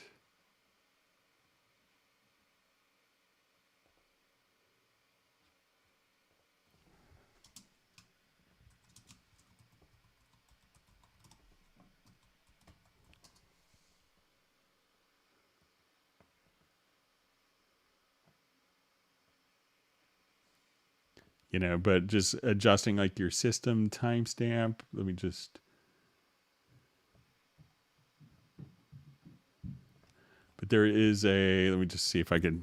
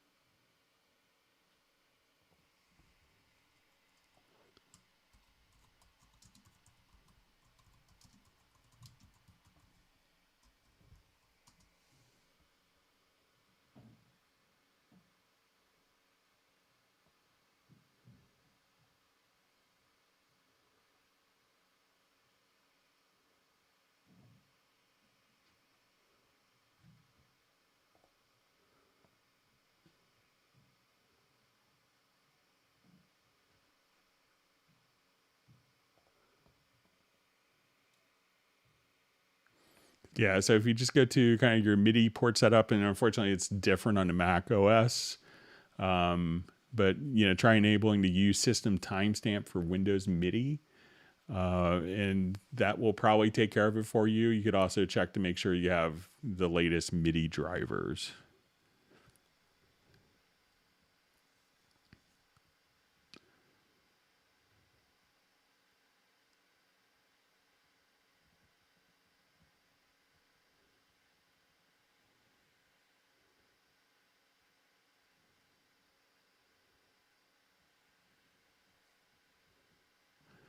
Okay, so just seeing, and this may be just a further continuation. It says like from DB to LUFS in Mix Console 3. So I'm not sure if this is with the advanced metering. So, if you want to, what some people do for, their advanced metering is, let's say we have this going on, is in the control room, you could just open up like a supervision insert here. So this is under analyzer. Here you could see, and you could place this on your control room and monitor all of your loudness units, your dB levels. So there's a number of different, you have, I think, 18 different meters that you could work with, and even a special game.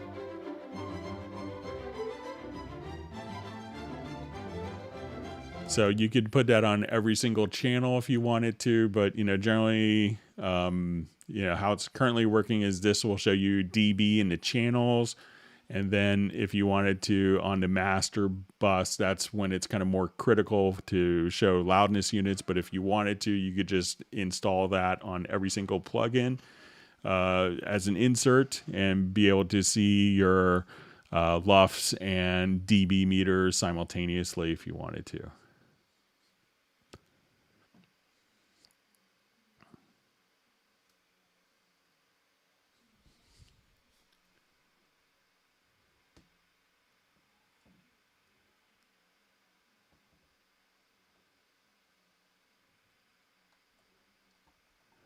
Okay, sorry, my chat field just jumped on me. Thanks for all the wonderful questions from everyone.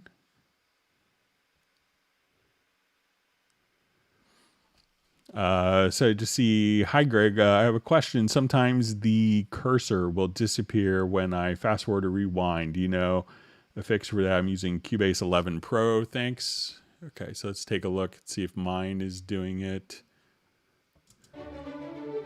So let's say I'm gonna now.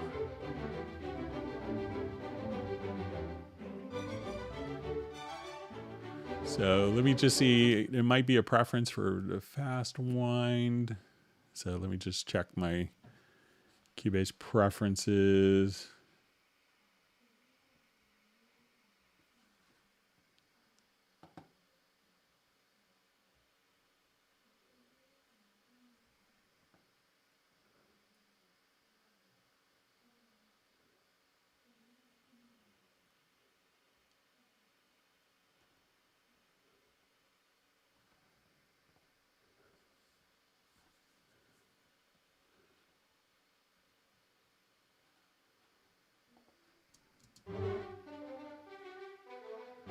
right, so it seems like cursor is, so this, with that preference, that stops the playback until you go.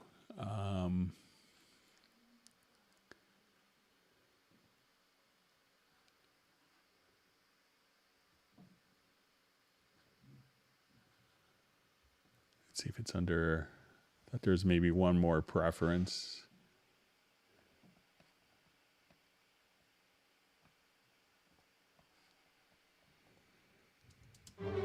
Let's try to quick zoom. So let's see if we,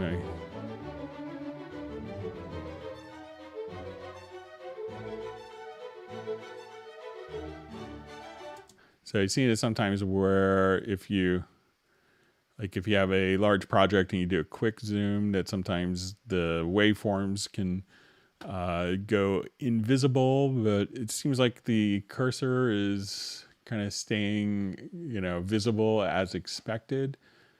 I'll just take a quick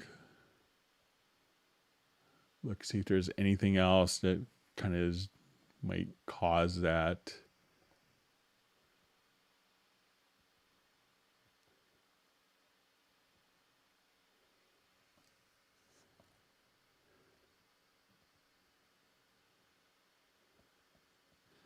And maybe you could, let's see if I have this set to fixed, if that makes a difference.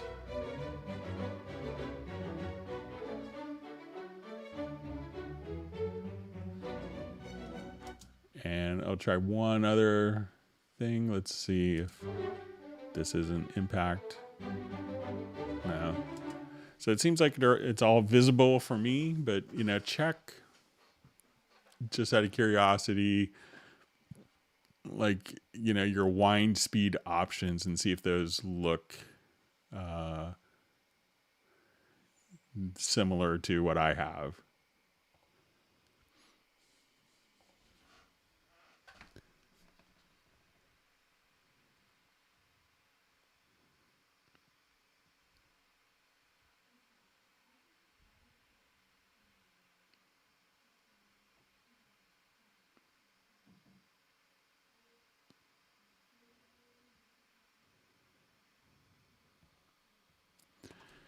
Okay, just see, what is the tool when you select the first tool and hold down shift? What is the tool when you select the first tool and hold the shift down? So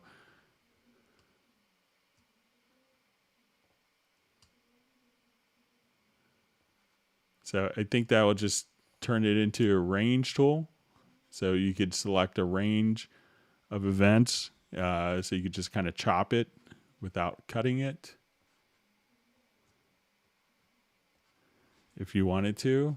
So it's probably just, if you're in combined mode, you could just hold down. So it might be just turning into the shift tool, but also like I just got a call from Peter Frampton about this last week. And he just wanted to, how to select, like all the parts after a particular part. So if you wanted to hold down shift, you could double click and that would select all the events from that part after. So if I wanted to just hold down shift, double click, it would select all the events from that point going later in time.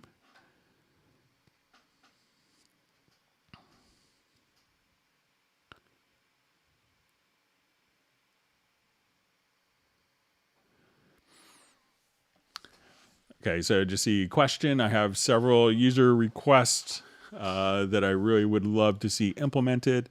I'll get to those in a minute, but what is the best way to make user requests and see if it is a priority? So I think if you go to the Steinberg.net forums, that you're going to be able, they have a feature request section there. I have my list of feature requests that I get from people from the live streams that we do in the Hangouts. So there's lots of great ideas that we get, and you could see that, all the features that are implemented, I send over like all of our, data to some of the project planning team so that they could see the questions that people are asking, and they do monitor these things and monitor the forums. There's also, surveys that they do a couple times a year. So you make sure that you participate in those, but you could always send them to me and I'll pass them along too. So sometimes, a feature request, something that seems really simple might be, a small element of something that's part of a bigger scope. So, as you're working on something, you say, oh, if they could just do this. And then it's like, okay, that's going to be part of something down the line, but I think they have a lot of, feature requests that, they're working on, I'm sure. I know like right after Cubase 11 was released, they're already working on, stuff for the next version. And there's a team doing that, and one team that's monitoring, looking for maintenance stuff, so there's always activity going on. But you could email them to me at clubcubase@steinberg.de, and I'll be happy to pass them along too.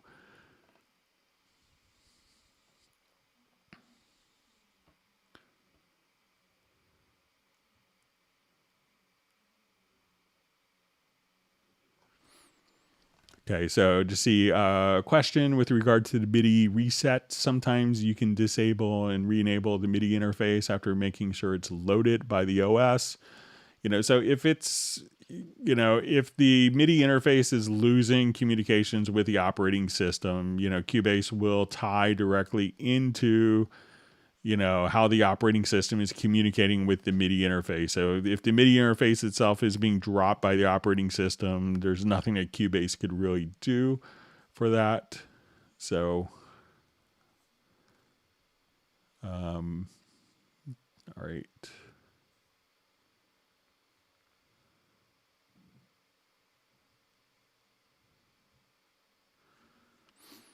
Okay, so JVI, can we please have an embedded to the project text editor, notepad editor, something embedded into each and every project?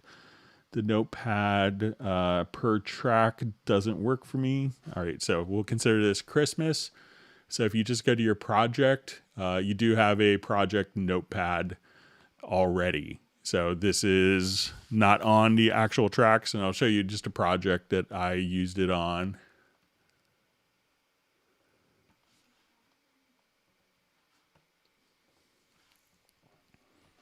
Because there's a lot of information that can be stored in your projects.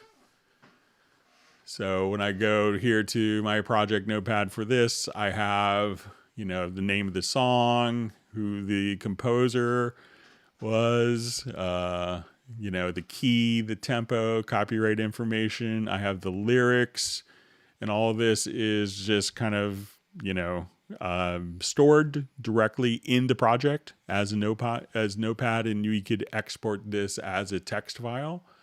So we could export the notepad data as text, from the tracks and the global notepad. So make sure that you utilize that feature, JVI. So just go to project to notepad, and then you'll see it visible there.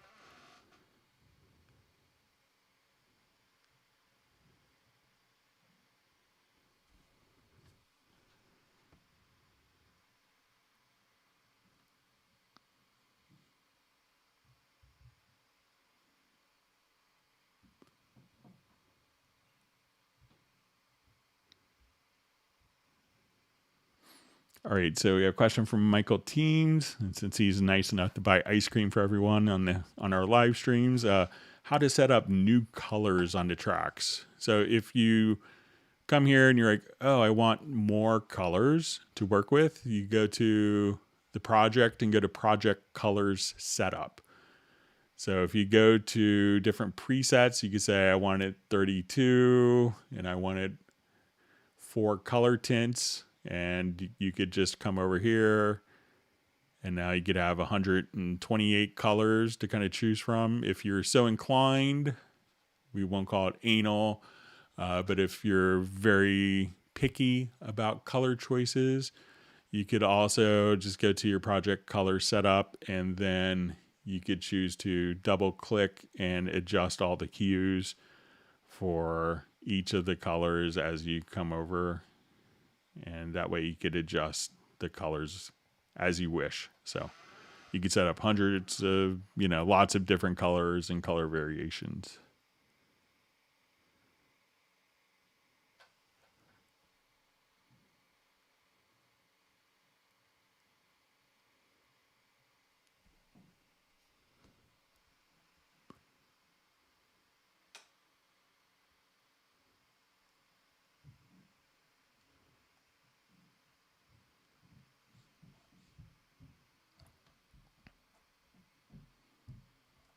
Okay, my chat field is just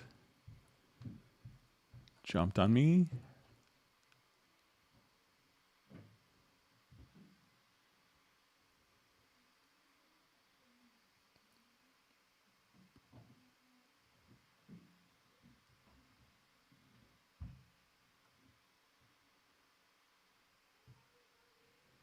Okay, just finding my spot where I was.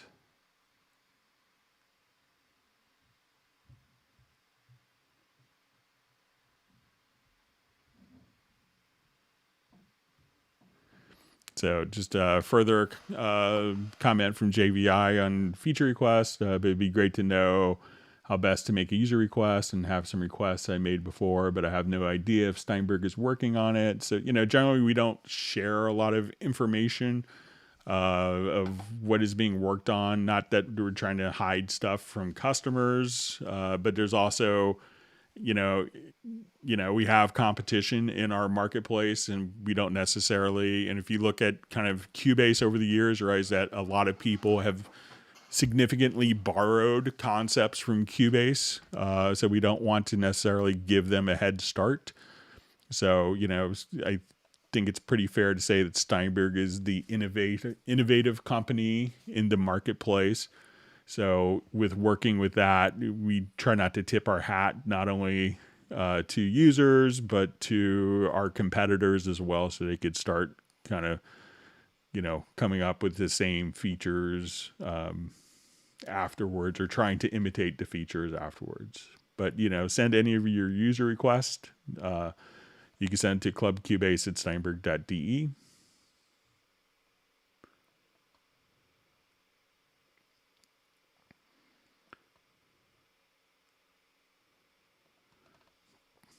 Okay, so we see from Uno Momento, how can I fast forward and rewind a song with a keystroke in the score editor? Let's take a look. We'll just jump back to our...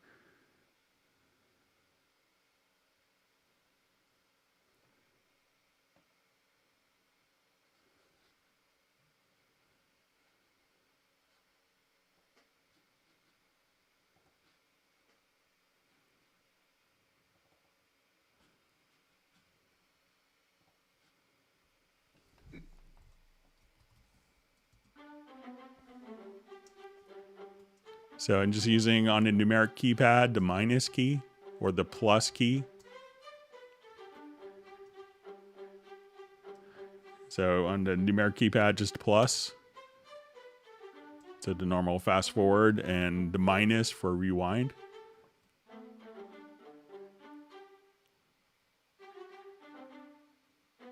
So now when I fast forward, I hit the plus sign in the numeric keypad of the computer keyboard. And minus sign to rewind.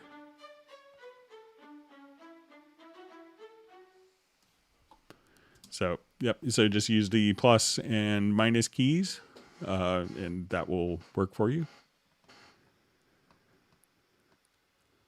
All right. Great to see Jeff Zabelski from Chico, California.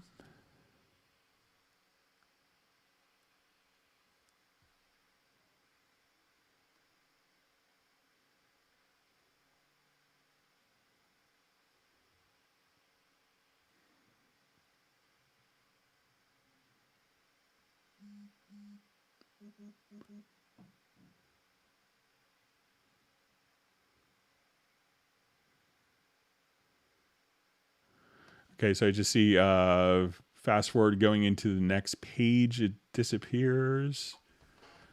So let's go ahead, and I think this is with our fast forward question that we had. So maybe it's you don't have the follow on. So let's say if I wanted to come over here. So let's say if there's auto scroll settings, and you could turn this on and off by hitting F. So let's say if I'm playing here,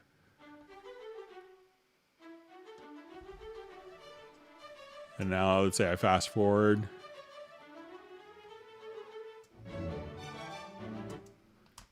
So if I fast forward now,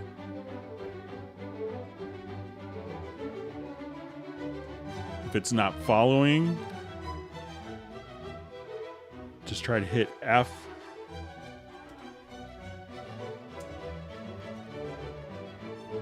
And then the displayed project should just automatically reflect exactly where you are in the sequence. So let me know if that's, so try, and it's just kind of right over here. And there's also kind of an alternate mode where you could have it on stationary cursor or suspend auto scroll while editing, when editing. So check, maybe you have those checked, but just make sure you have the page scroll turned on.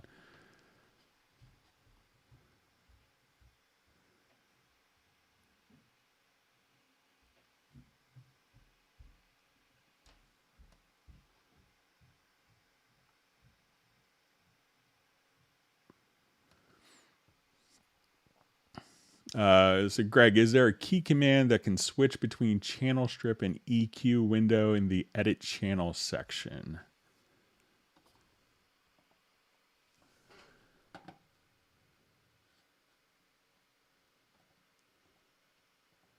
Okay. I don't know of one, but we'll take a look and find out.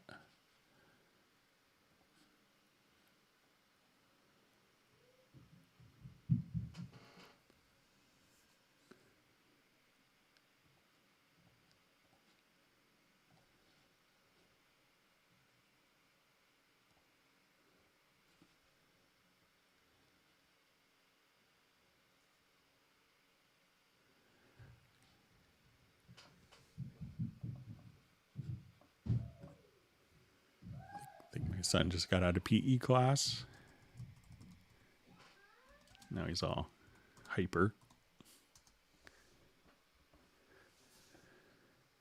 And he's going to be happy to start his weekend.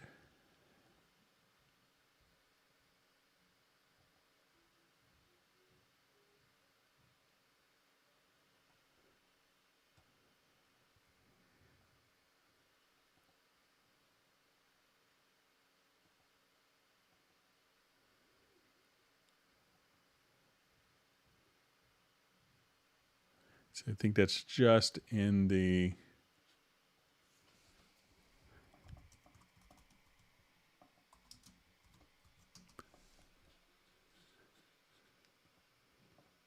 So I don't know of one. I don't see one, but I can see where... Let's see if we're here.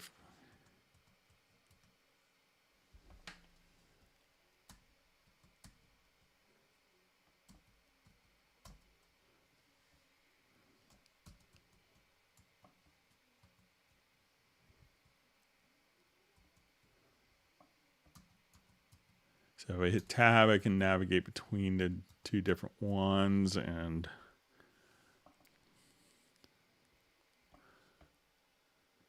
let me just see if there's a way to do it.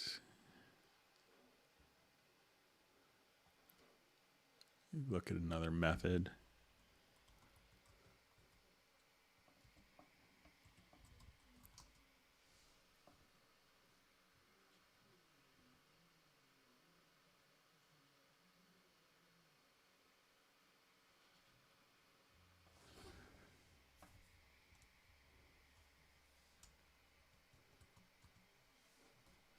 All right, so if I have this selected, let's see.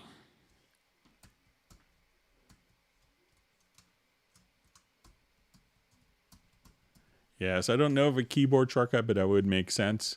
But a lot of times I would just kind of come over here and, tend to do things directly here. But yeah, that would make sense.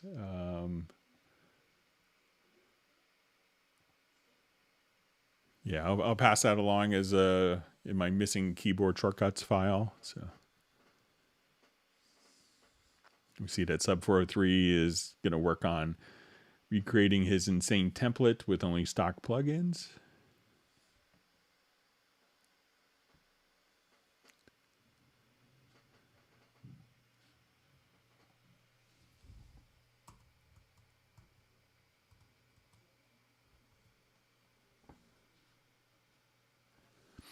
All right.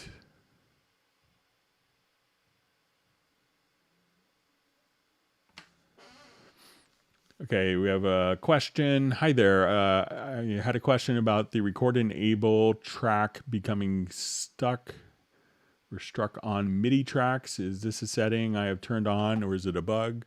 So if you want it to record enable, it's a preference. So if you go to, I think it's under editing, project and mix console. So you could just say enable record on selected MIDI track and you could turn that on or off for audio and MIDI tracks. So see if that will fix the problem for you. So once again, editing, preferences, editing, project and mix console.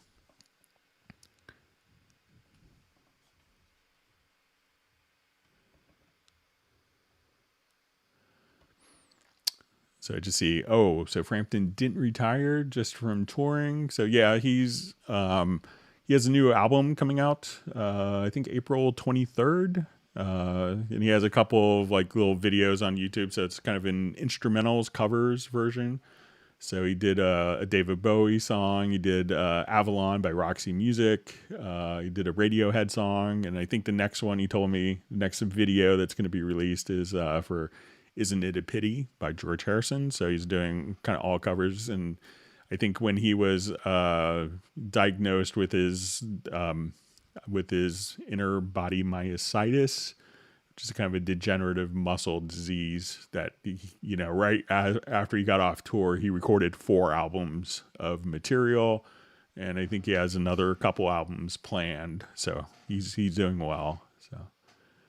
So, and he was going to tour last year in Europe right around this time to kind of finish off in Europe. But that was obviously canceled due to COVID.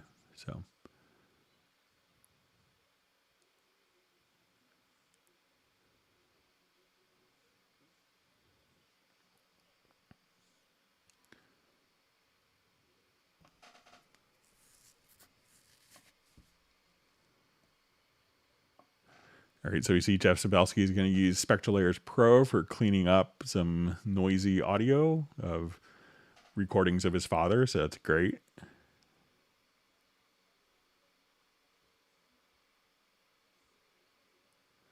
Okay, so let's see, Pablo just has a suggestion for the edit channel settings.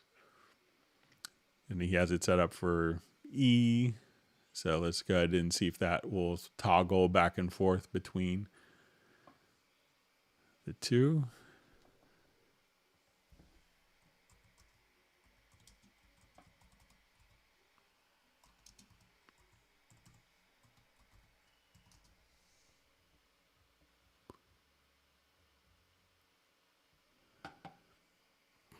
All right.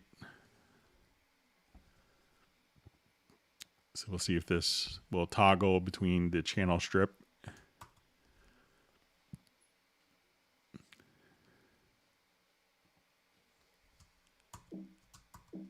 Yes, I think that will open up the channel, but not toggle back and forth. But let me make sure I get that in correctly.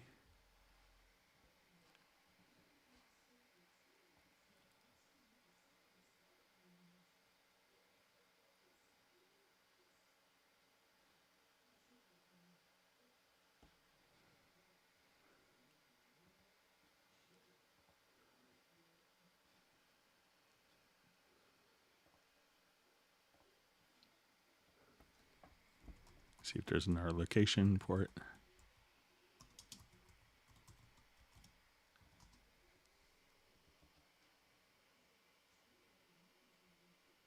All right, let me try this one.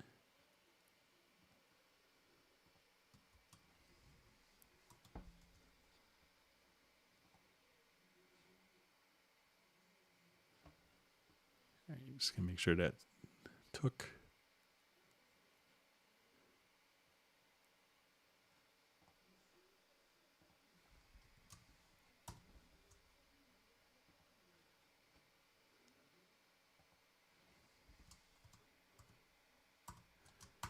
Yeah, so I think that opens it up, but doesn't toggle back and forth between the channel strip and the EQ, but I'll just take a look in there.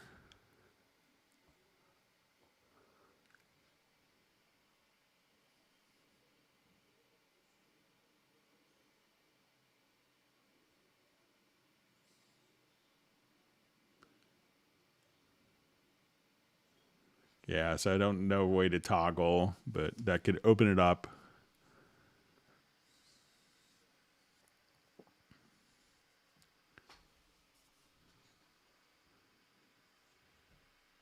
But thanks, Pablo, for the suggestion.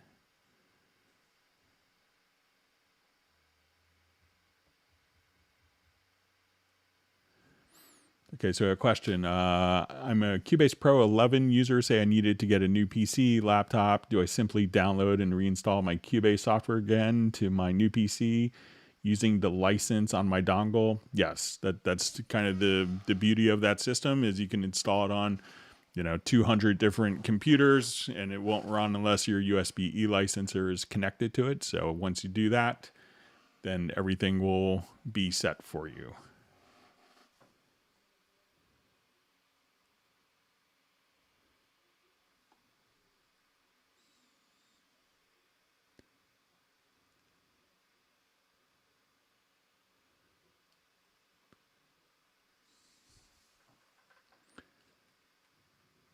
Okay, so Michael Teams wants everyone to whack the like button. So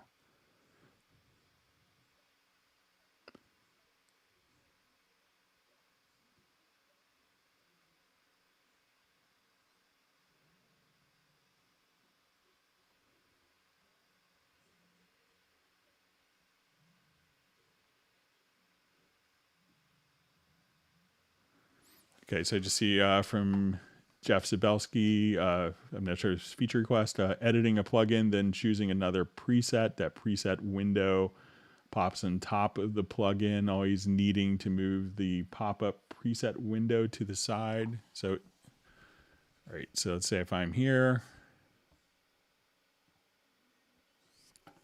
and it could also be, so let's say if I have my mod machine here,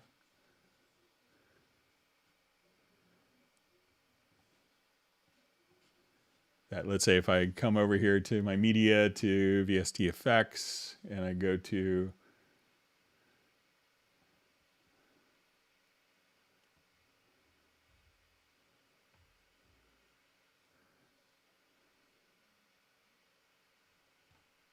come over here to delay,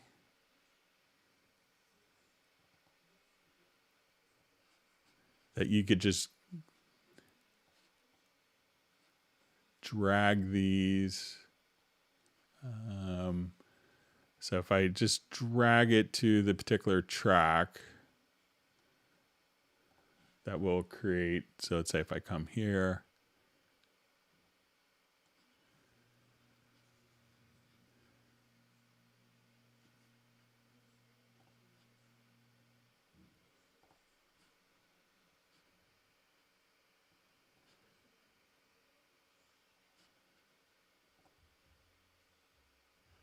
so so I can see where, you could just keep that. So it would just, the preset window pops on top of the plugin, always needing to move the pop-up preset window to the side. So, I mean, while you're going through presets, you may not want to take up the real estate, but I could see where maybe that could make sense for you. And sometimes you could, like as you're auditioning presets. Let's see if I just drag presets over. Sometimes it's instantiating a new instance of the plugin, but you could just see if you could drag it on top of the plugin here. But yeah, so it will open on side, but you can kind of go through your different presets here as well. So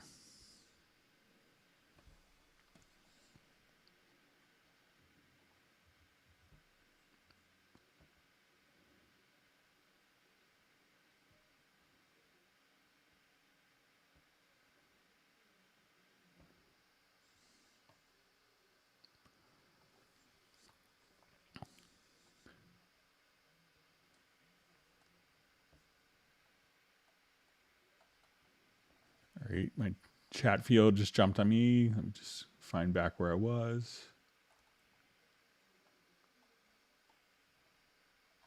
Thanks for all the wonderful questions. And if you learned something new, make sure you hit the like button and subscribe to the channel.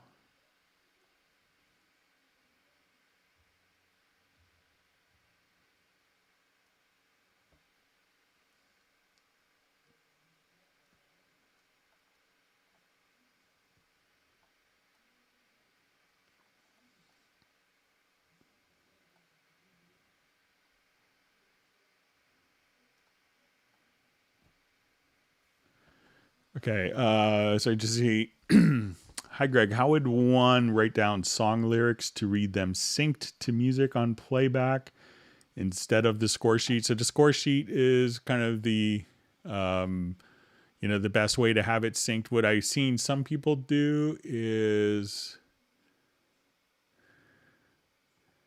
let me see. I may have an example of this.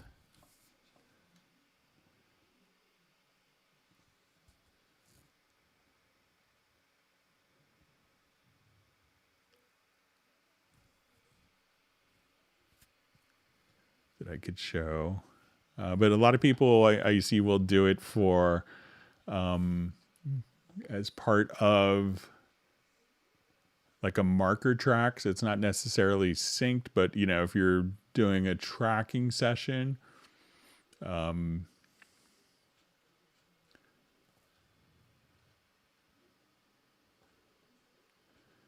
could come in here. Let's say, let's get to my track visibility.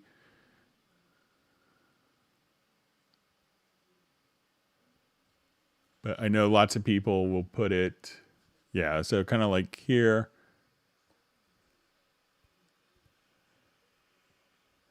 You could have the actual lyrics, show up kind of in the marker track. So if you're tracking, you say the singer is, just going to, like, oh, and the singer is like, yeah, I want to go to this line, da da da. I want, go right to where, it says see me. So you could just kind of pop over here. So let's say if we have the marker tracks visible, let me see if I have. So this way you could see kind of the markers. And so I've done this with songs you're tracking like really complex vocal parts where I'll just, have, the markers, each little phrase tied to a marker. So, because the singer is often, they're not saying, oh, measure 32, beat 3. They're saying, when I say in my eyes, and you could just say, okay, from the beginning of that lyrical phrase, you could have it as your marker tracks. And as you're doing even MIDI sequencing, you could come over and see lots of different parts. So let me just, in the global tracks. So if you wanted to just see your global tracks, you could at this point enable and just navigate to the different markers. So some people will do the scores. I've been trying to get a lyric track for a long time. So, but I will keep lobbying for that. So we could have almost like a bouncing ball type of environment.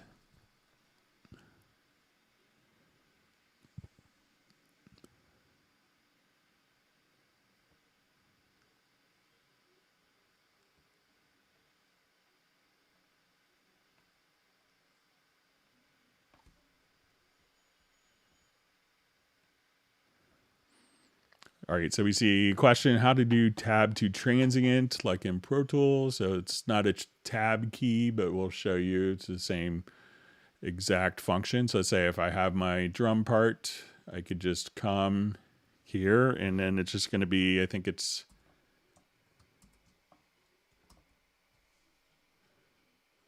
Alt or Option N. So I'll just have this selected. So it's Alt or Option N to go to the next hit point, and Alt or Option B to go back. So if I wanted to go to a different track, I could just scroll down.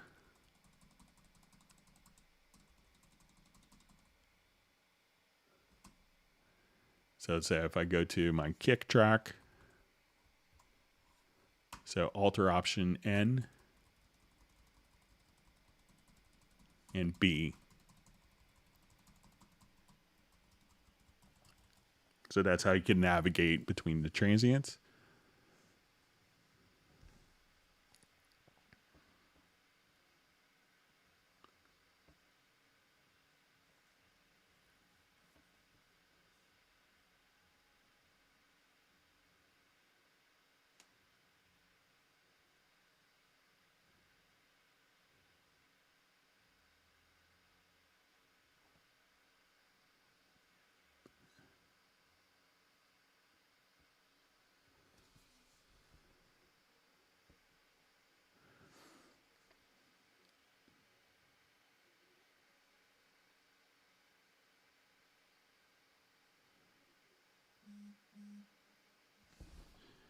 Okay, just reading through some more comments. Thanks for all the great questions. So I'm just seeing.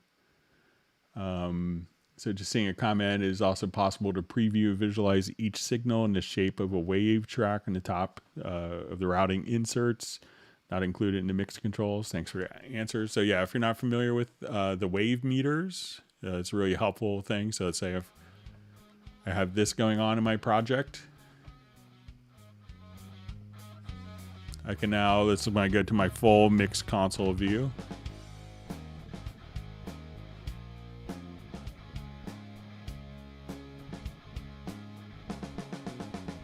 So I'll say, let's have my meter bridge. And then in the top meter bridge here, we could choose our meter type to be wave file. So we can actually see when tracks are coming ahead of time. See your tom fills, bass, guitars.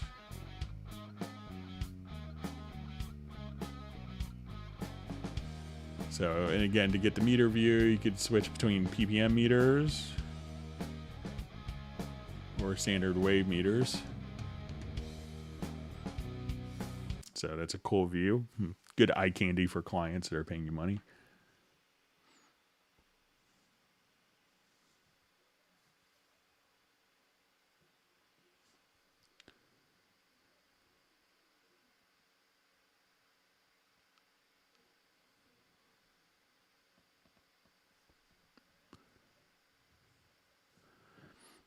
So just see, you should release some plugins for mastering for older versions like Ozone or Oxford. So, there's lots of plugin updates that, have come. So I'm not sure if this is, saying Cubase should do it, but if you wanted to come over here, you could go to some more kind of mastering type plugins. If you want to go to Squasher. So let's say under Dynamics.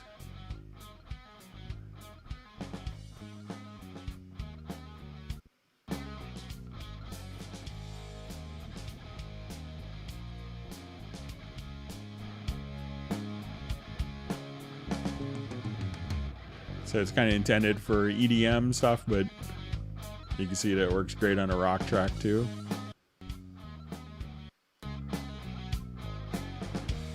And then if you want to get into more EQ, getting into the frequency EQ with its ability to do left, right, independent, or mid-side. So I just want to come here and adjust the middle part of the EQ, just the middle part of the panning spectrum, or I want the edges to be brighter. So I want like a mid-range cut with a different Q factor altogether.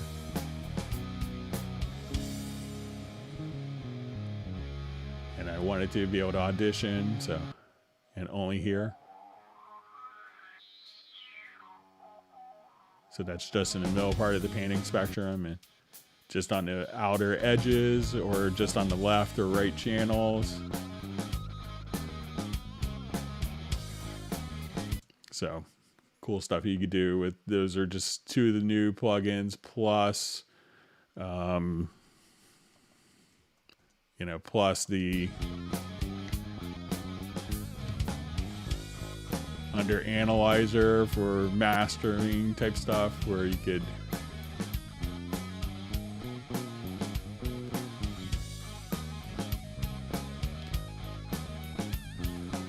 so I think the new plugins that came with Cubase 11 are great for mastering purposes as well as other functions.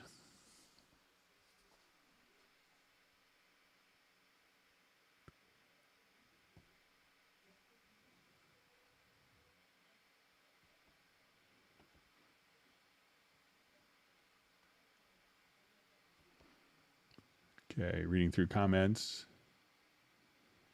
All right, great to see Michael Pierce made a live stream. Hope you're doing well.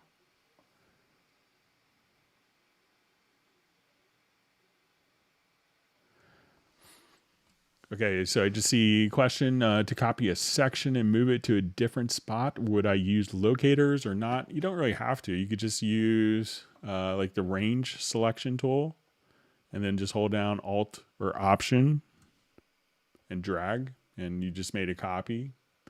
So again, just kind of grab the range selection tool and Alt drag copy. So you don't even have to use locators. You can if you want, but that's probably the fastest way. You could physically cut if you want to, but if you just want to move just a section, you can move it, or hold down Alt or Option with the range selection tool, and that will just move that particular range and copy it for you.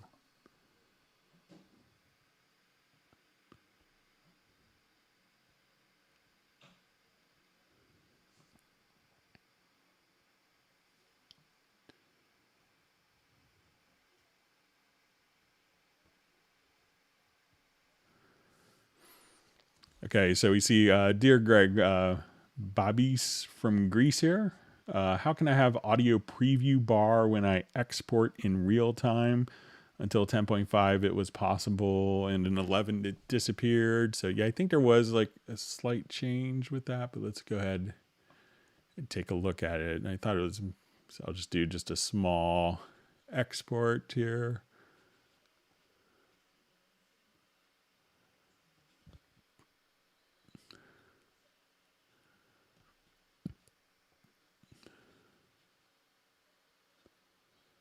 Okay, so I'll just do a stereo out.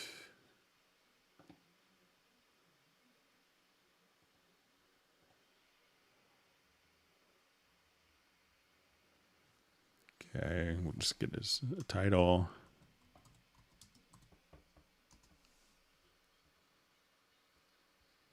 And we'll choose real-time export. Let's add it to the queue.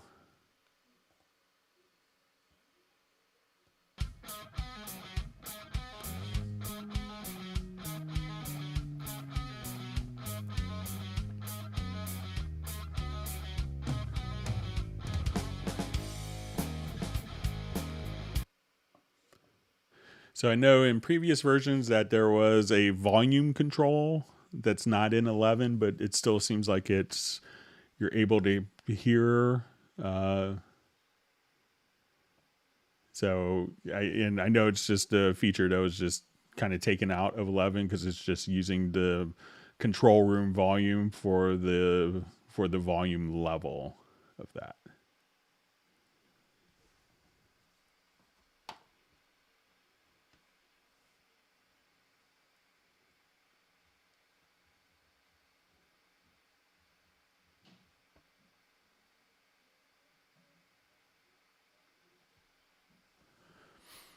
Okay, so just see from Jeff Sabelski, most reel-to-reel tape hiss from commercial half-track decks. All my captures. Is there an eloquent way to use Spectral Layers Pro routine somehow for my mass production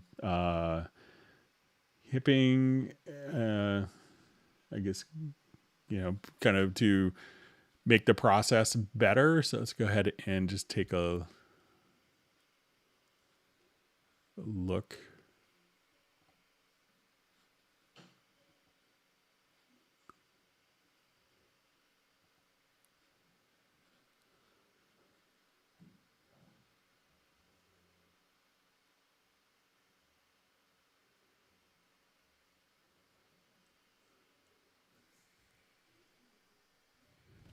All right, so I think I have a hissy audio file that we could probably use.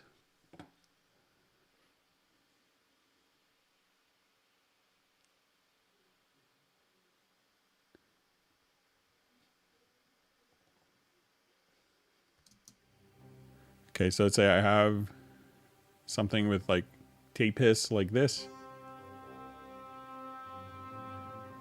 So in a smaller piece.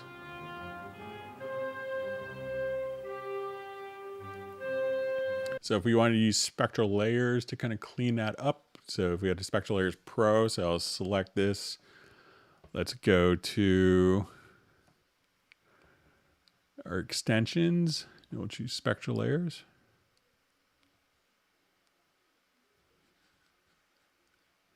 I'll go ahead and just take it full screen.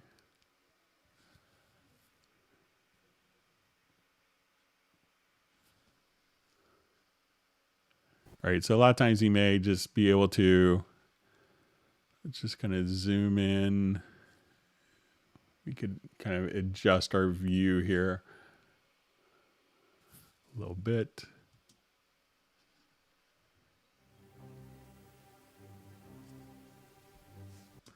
So we could kind of just take a section. I'll just do a quick, horrible, but you can't get good results with this, is to kind of find the isolated bit of noise.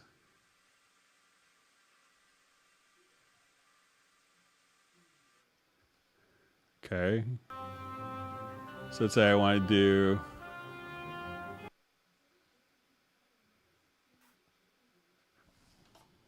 so we're just going to find,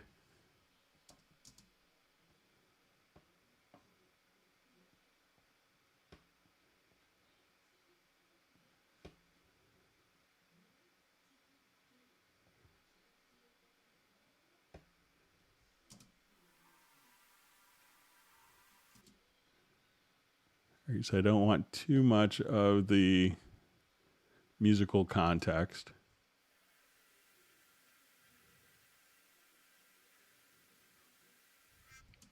So what I'm going to do now is just go to process. Let's go to noise reduction, and we could register the noise. And now we'll come over here and do noise reduction.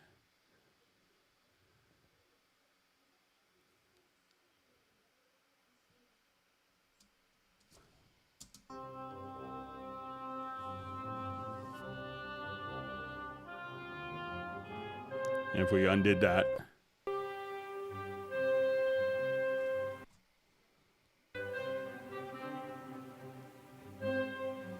so just go through and you see that was pretty effective with that. So once again, just kind of go in, and you could often find, and I'm sure if there's little periods in the recording of no noise going on, of no material, and those are just prime, and basically just have Spectral Layers learn that little bit of noise. I always like the composite view, and just kind of come right over here.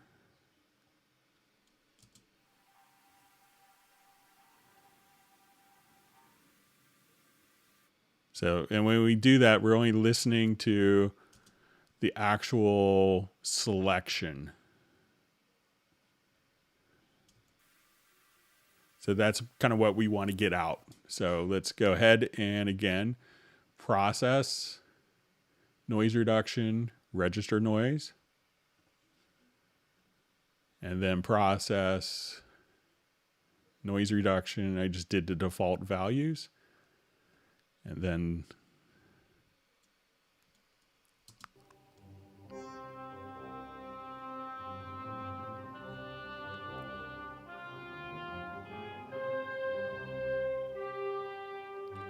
and here's always a fascinating perspective because you're seeing the whole harmonic overtone series here. And as the winds get higher, the strings get higher.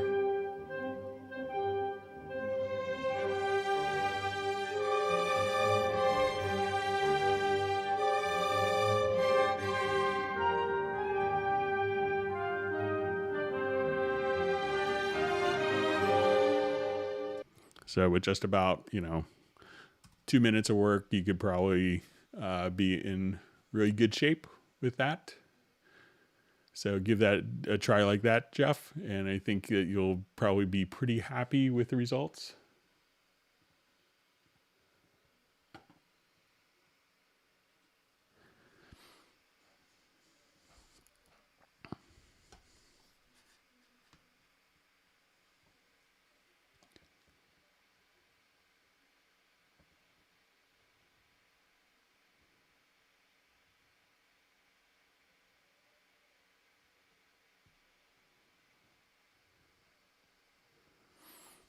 Okay, so we have a question. Is it possible to let the automation fade out linear in a specific time instead of going hard step to the original value?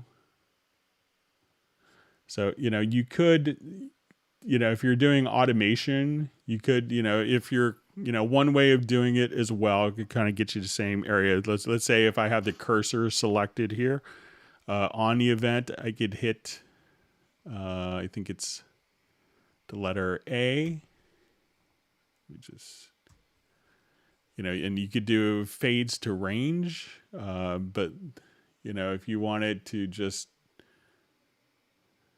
let's say I'll just switch my line tool here. So I'll just try it with a different audio file here.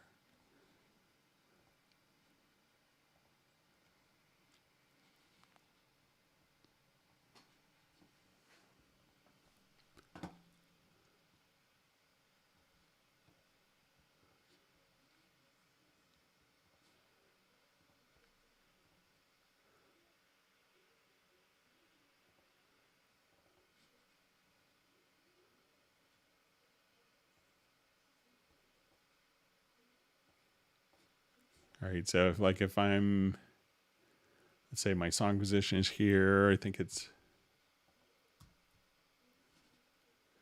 let's see if I set that, but I think maybe I had my keyboard shortcut set differently.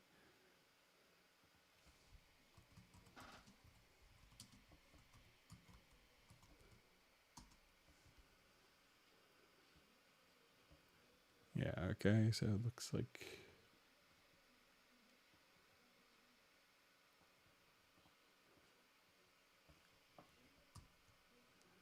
so, if you wanted to just do it directly on the audio file, if you have the range selection tool, you could just hit A and that will automatically just kind of write in a fade out.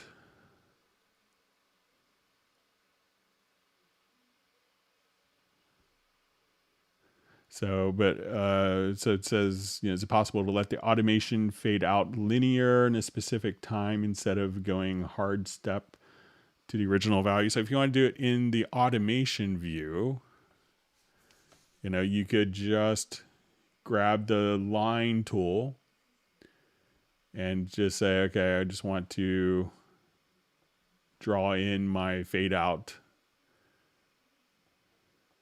just like that. So I could just say, okay, let's move this fade. So I don't have to sit there and draw in a whole bunch of different points. And you could also just, let's say if we have your automation here,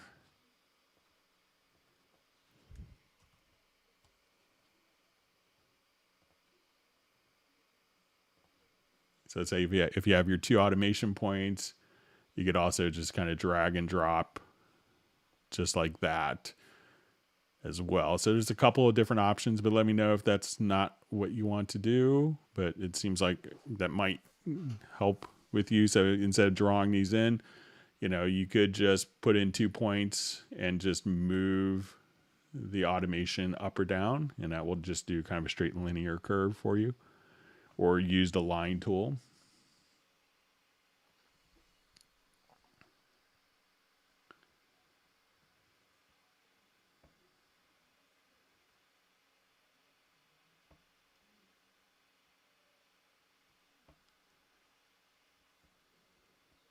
All right.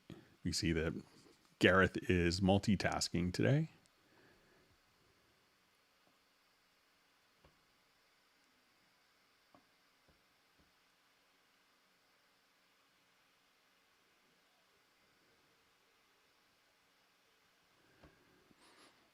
So we just see, oh, cool, thanks for that on Frampton, and that he uses Cubase. So he's a Nuendo guy, but it's everything he's doing can be done in Cubase as well. He just loves the sound of it. I think Chuck Ainley got him hooked on it.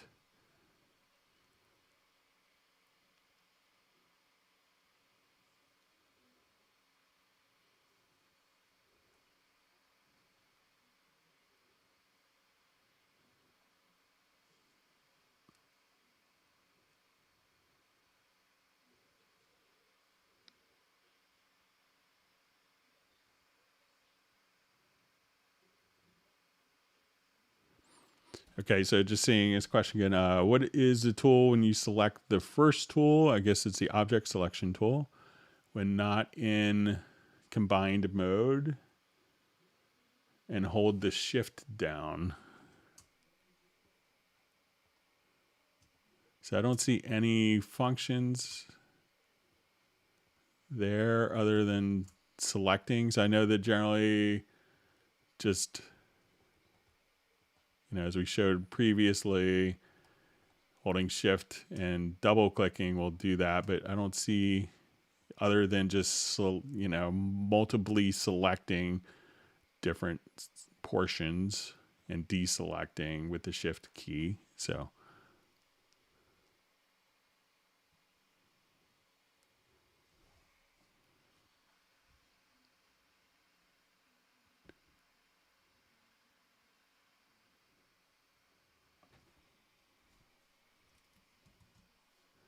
right, just reading through comments. Thanks for all the great discussions from everyone.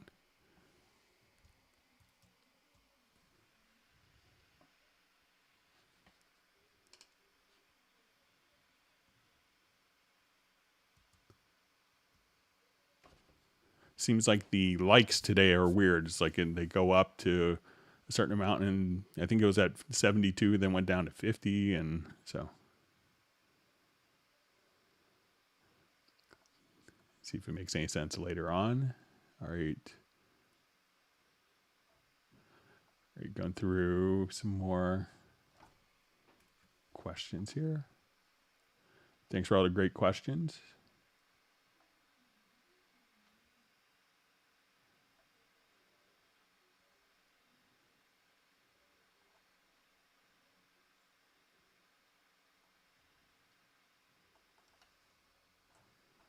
All right, my chat field jumped on me. All right, so I think okay now.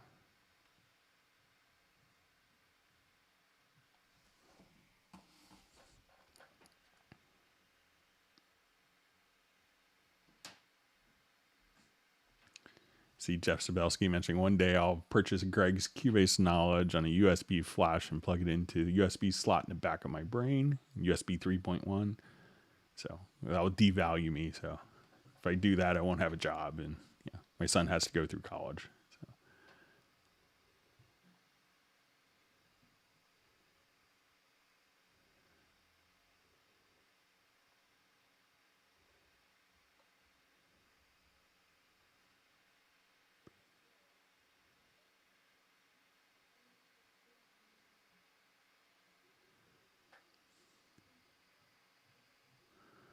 Okay. Hi, Greg. Is there a way to rearrange all the channels to have EQ before compressor or vice versa? So let's go ahead and take a look.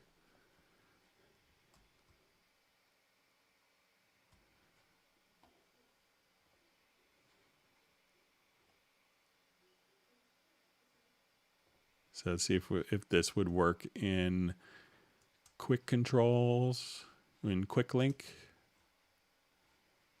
So I'm going to enable quick link on these 4 channels.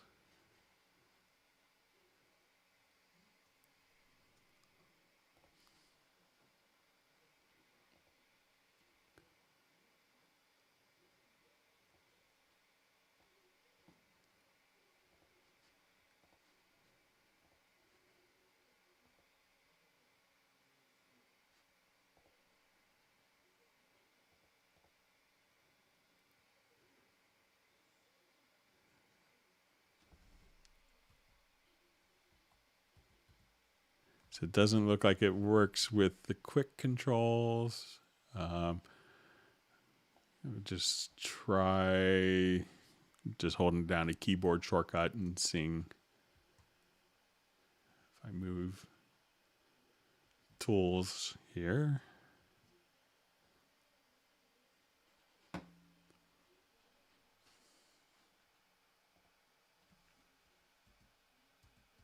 Yeah, so it doesn't look like I would think that the quick controls would do it, but it doesn't seem like that is applicable for changing the signal routing in the channel strip. So I don't know a way, but I could do a little more work on that if you want.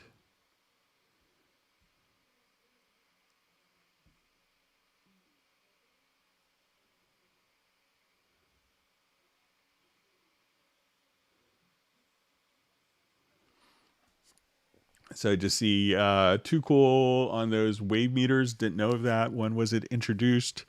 It's maybe been 10 years or so. I think so. Probably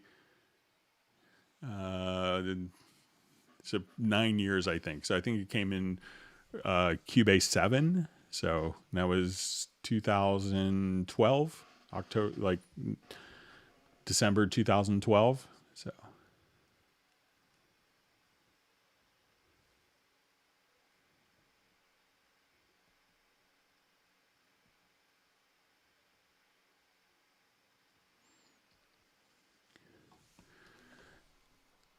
So see question, Greg, does it matter once capturing analog in high definition? Is it always better to make edits of sound before rendering file to FLAC or CD format? Can we hear 64-bit for real? Thanks. So I think it, for especially for different types of processing, having more information to work with can improve the results. So people can hear the 32-bit and 64-bit floating point, and you could try to do an experiment yourself and see if you hear it. And it may be trivial depending on the material.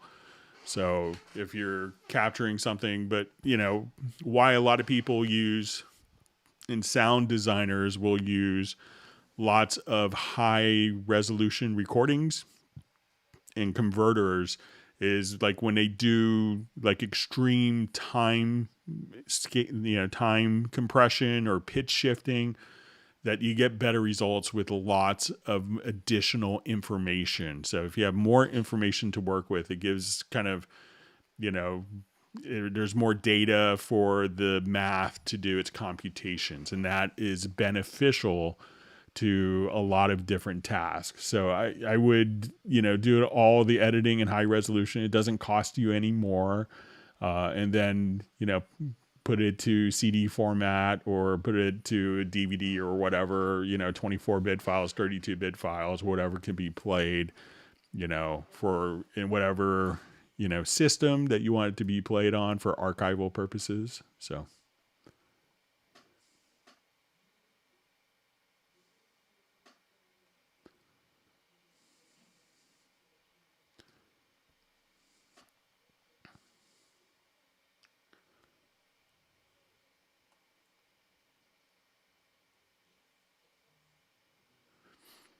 Okay, so we see a question, how to switch between windows. Example, I open a plugin, click on the project. At this point, the plugin disappears under the project window. Thank you again for your answer. Okay, so a lot of times you may have, let's say we have a plugin.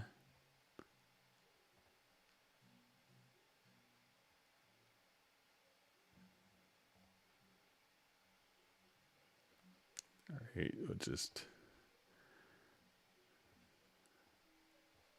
All right, so now I come over here, I click in the project window, my plugin disappeared, and it's like, oh, what a pain.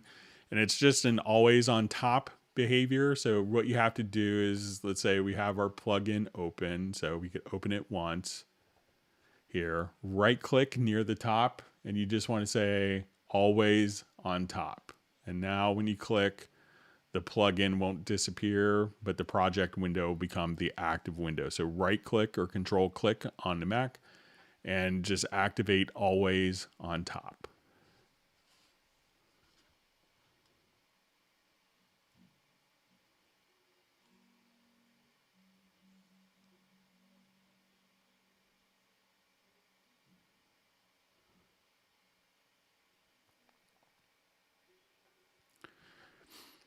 Okay, question, Greg. If I range select and alt move between different tracks, can Cubase lock it to its original position on a new track?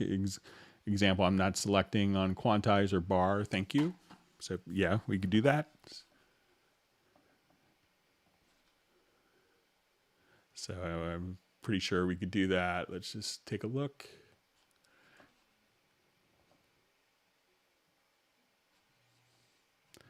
All right, so let's say I just wanted to add a couple of audio tracks here. Okay, so I wanted to, so a lot of times when we copy an event, depending on how you move the event the very first time. So if I wanted to come here, I move this vertically. So right now, so if I move it vertically and I want to go to this track and keep the same time, I could hold down Control or Command and that will restrain. Now I can't move it in time left or right. So it's kind of stuck just because I have the Control key held down. So that will constrain the direction. So now if I move this selected range here in time first, and now I hold down, I can move it anywhere, but now I can constrain the direction of the edit by holding down Control or Command. So now I can move it in time because I moved it in time first, but I can't move it vertically. So I could constrain the direction, horizontally or vertically, depending on how it was first moved. So all you have to do now, I think that you could also, there's probably just a nudge command, and I haven't tried this with the range selection tool, but let's give it a shot. I'm inclined to think it would work. So if you go to nudge, that there's a nudge, up and down key commands. So let's say if if something wasn't recorded on the grid, I could just come here. I think I just have it. Just check my key command again, see if that works.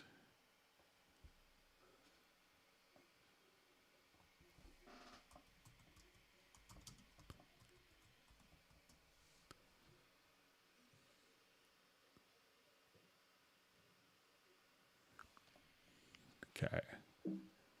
So I think I have Option Shift down. So let's say if I wanted to take just that. So the nudge command doesn't work, but just hold down move it vertically and then hold down Control. And now that I'm going to hold down Control or Command, I can't adjust its position in time. And if I wanted to make a copy of that, I can hold down, I move it vertically first, hold down Alt and Control. And now I've made a copy that's in the same exact time position because I constrained the direction of the edit.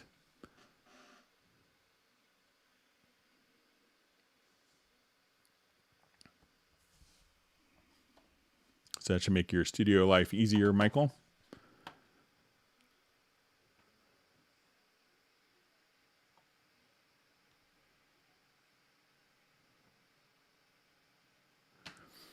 Okay, so you see question, Greg, I just upgraded to Cubase Pro 11 from Cubase 9. When I open projects I recorded in Cubase 11, they are opening in Cubase 9. Am I doing something wrong? Any help is appreciated.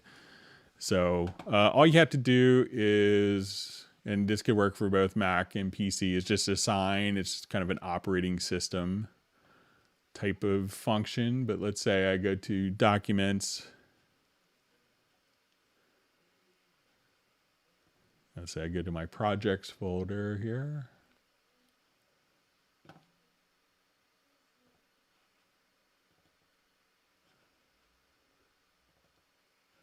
So all you had to do is just kind of right click and just choose open with, and then you could choose whatever program that you want, and that should set it by default in the operating system. So Pablo is telling me I need more projects. So I'll be happy to take any projects that will be volunteered to me. So Chase has volunteered a game audio project. So I'd be happy to take any project that YouTube won't flag for copyright infringement.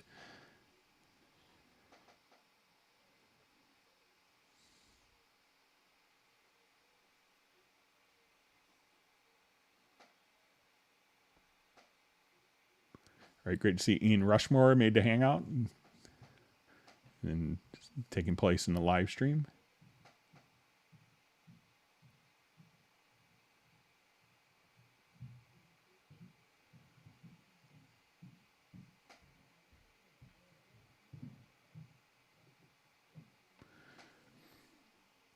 Okay, so I just see, can spectral layers do frequency shifting? So I'm pretty sure it can. I may not be able to figure it out, but let's take a look at it and try. So I'm going to select this file.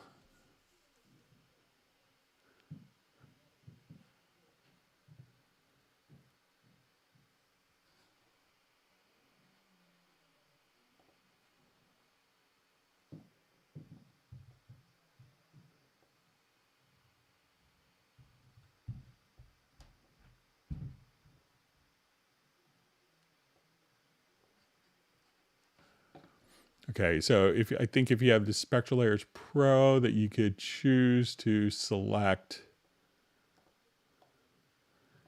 based upon frequency selection. So let's say if I wanted to, let's take it to full screen view here.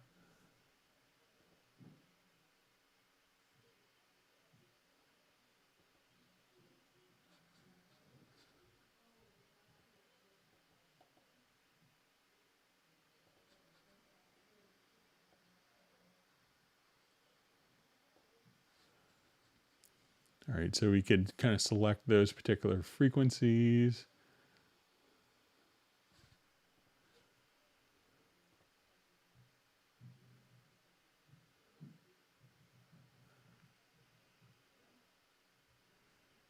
Then I'm pretty sure there's a way. I'm not the total world's expert in spectral layers.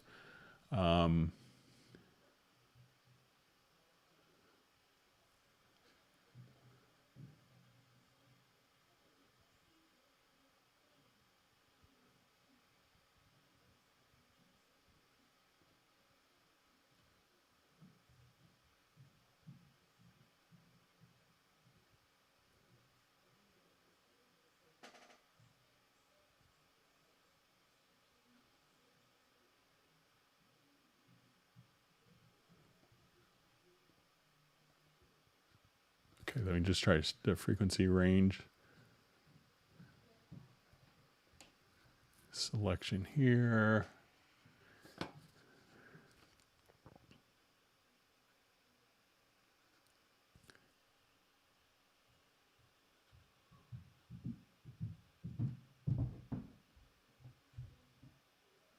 So I think there's a way of doing it. I could try to have an answer maybe for the next hangout, but I think that you could just kind of take like even, just different layers and be able to kind of take those particular frequencies and adjust them accordingly. Sorry about that. I'll see if I can get it figured out for next presentation on Tuesday. But there's also, different spectral layers live streams as well.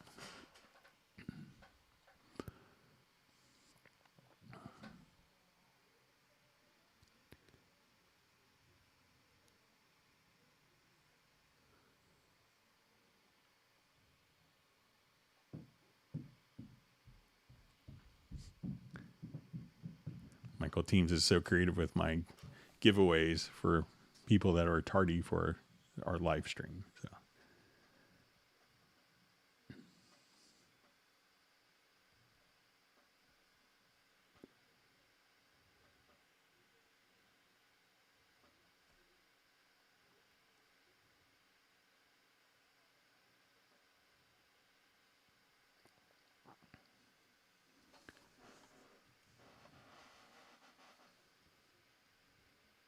Reading through different comments. Thanks for all the great discussion. Yeah, the likes today are weird. They're kind of going up and down.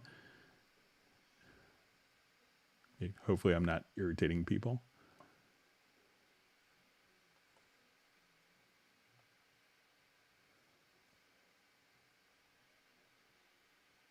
All right, my chat field just moved on me.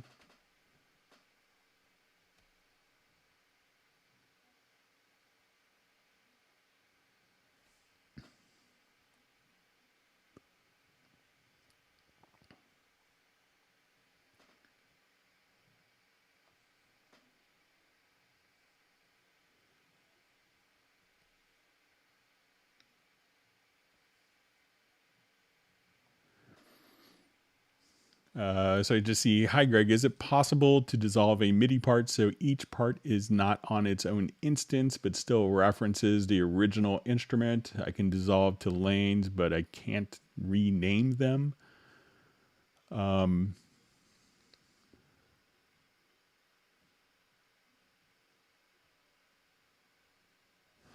So I'm not sure, like if it's, let's take a look and see if we could create this.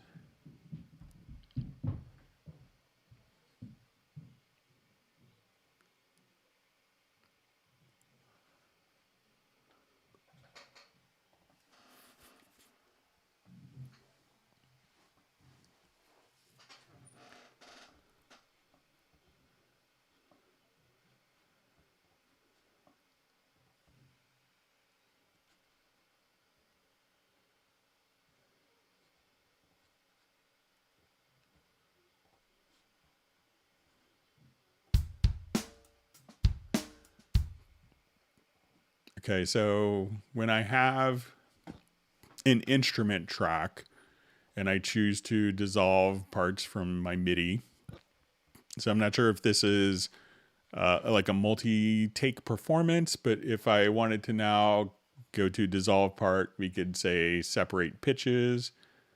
And since it's on a instrument track, it'll now add multiple instruments. I think of Groove Agent. So when I come here, this will be a different instance than this one. So they're each going to be on different, different instruments. Now, if you want it to, let's say, if this was set to a instrument rack,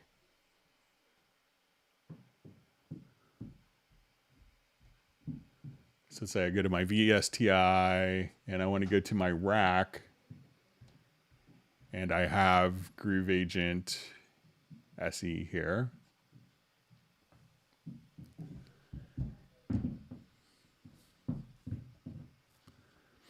Okay, and I'll just load up.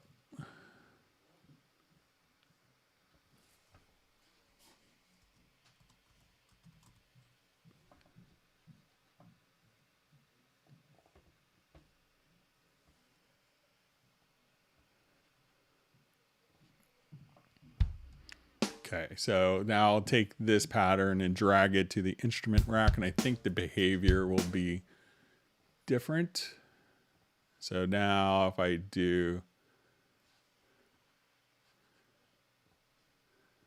my MIDI to dissolve part,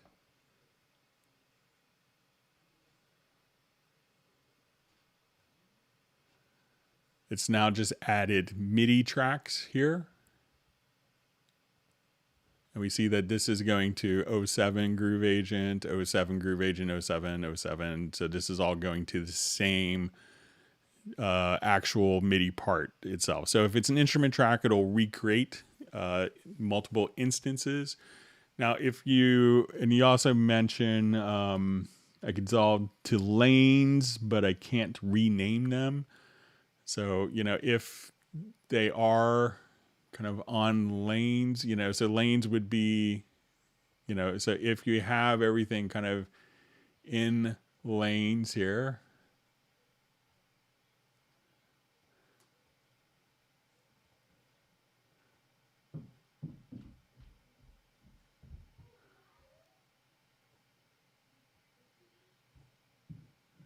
you know, what you could also maybe try is if you select these, come over here to, if you get a project and under track versions, is that you could create versions from lanes. And that way you could just have each of these on different track versions. So that may be something else to try.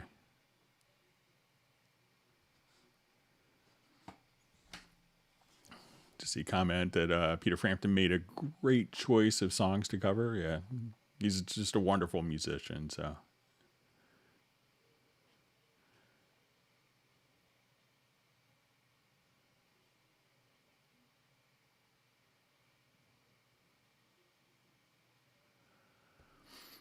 All right, so a question. I would like to create a drone note to play against. I would like to have the drone note play, however, without having the transport moving. It would be similar to a latch on note. So let me just see if we could do it maybe in the sampler track. Let me just...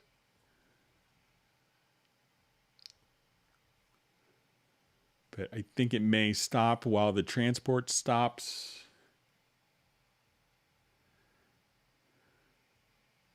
But let's take a look.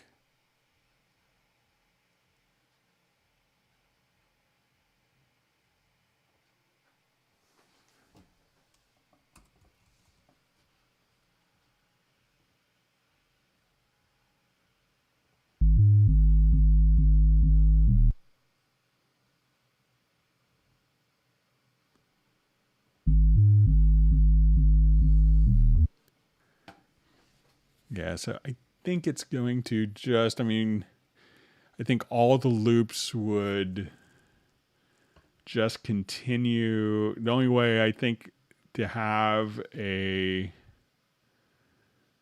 drone that would play on after the transport is stopped might be using something like the multi-tap delay, if you kind of put it on an infinite loop. But I think that once you stop, you know, it's going to run out of time eventually. So I think the different elements will, you know, as soon as the stop command goes, that they will stop playing back.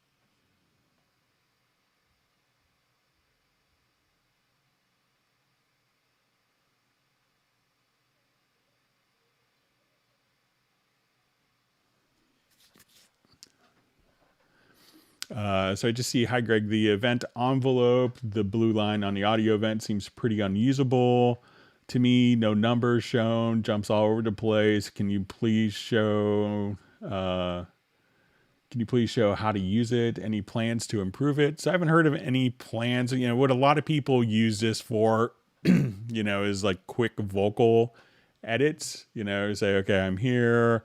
I just want to take this and, I need this to be louder. I need that to fade in. Someone just kind of made a mistake right here. So, so a lot of people will use this for, doing just like independent words on vocal tracks. So, one of my friends, Joachim Vandersog, who, has done a lot of work over the years with, David Foster. So, I mean, he does like, Barbra Streisand's vocals, and he does, like Michael Bublé and all the whole David Foster camp, Whitney Houston. And for him, this is like one of his secret tools, is that he likes to, go in with this particular, on it. He doesn't care about what dB value it is. He's listening, and okay, I need this breath a little, accentuated, or I want this breath to decrease, but I want to hear the breath. I want to be able to do these little types of adjustments that people often spend a lot of time using compressors on, that now you don't have to necessarily use compressors. You could do the correction here and use a compressor to kind of, add the glue to kind of stabilize the track, but you don't have to use it multiple stages of compression for fixing things. So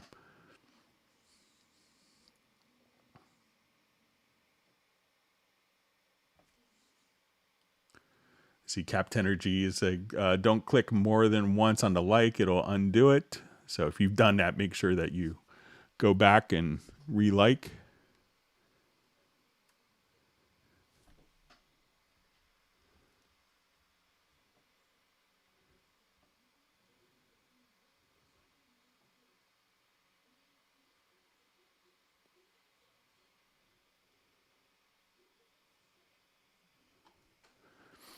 Okay, so when exporting a mixdown, after the mixdown is done, Cubase starts automatically to play the song. How can I avoid that? All right, so let's take a quick look.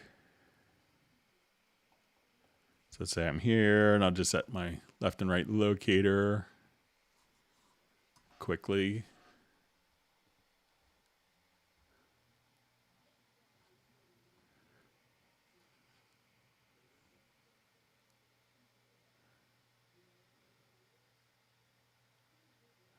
All right, so after export, I'll just choose do nothing.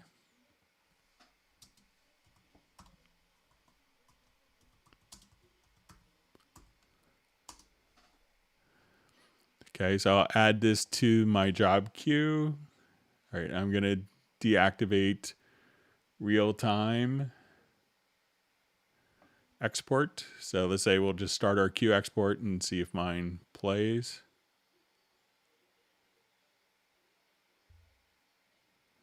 So mine didn't play at all. So just check when you do your export audio mixdown that you, like after export, maybe it's, trying to open in Wavelab or SoundCloud or create a new project, so see if one of those settings, try setting that to do nothing and see if that makes a difference for you.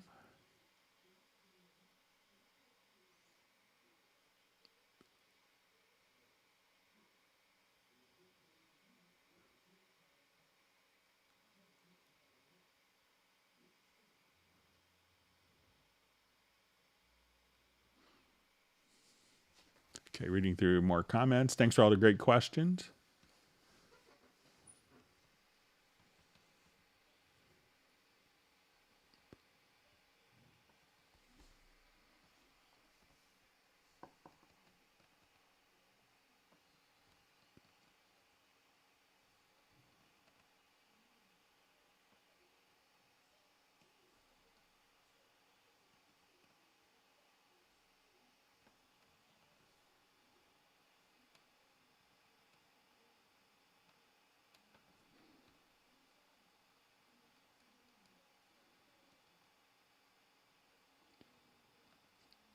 Okay, reading through more comments.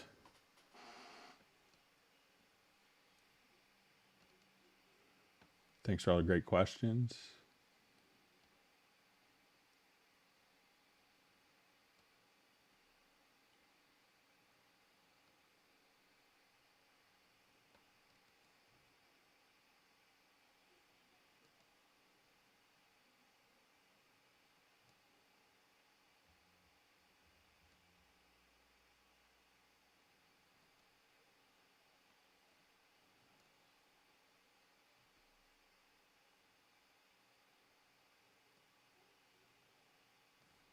Okay, all right, my chat field just jumped on me, so.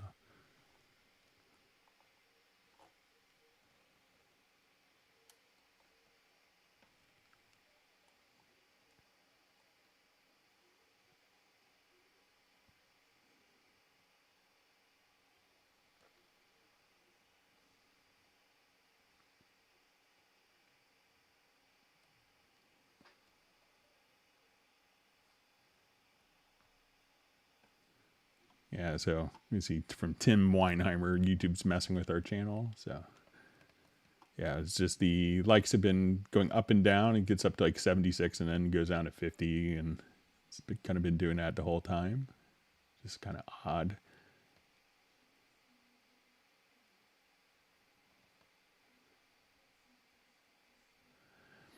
All right, so we have a question.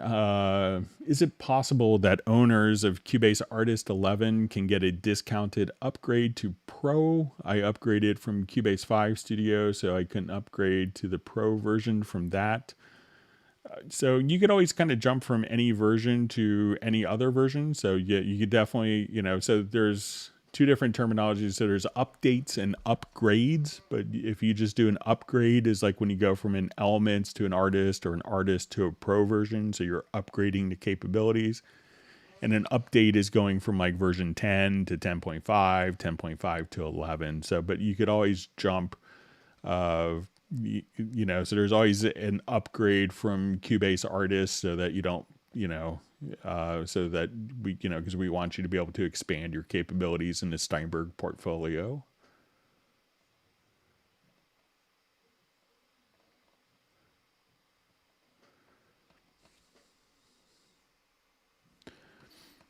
Okay. Hi, Greg. I do a radio show that needs to edit the cart chunk metadata of the WAV file. So Cubase doesn't do that, but Wavelab does that quite well. So let's go ahead and open up Wavelab.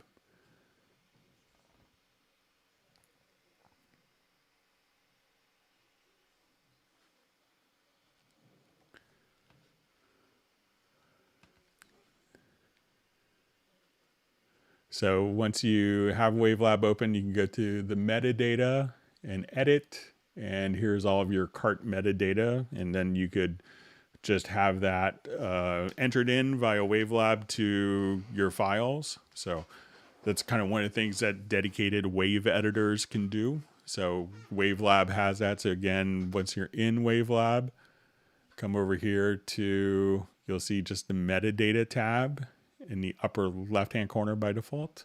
Click on edit, and then you could see the cart right there. So give that a shot. I think that we have lots of people using it in radio production.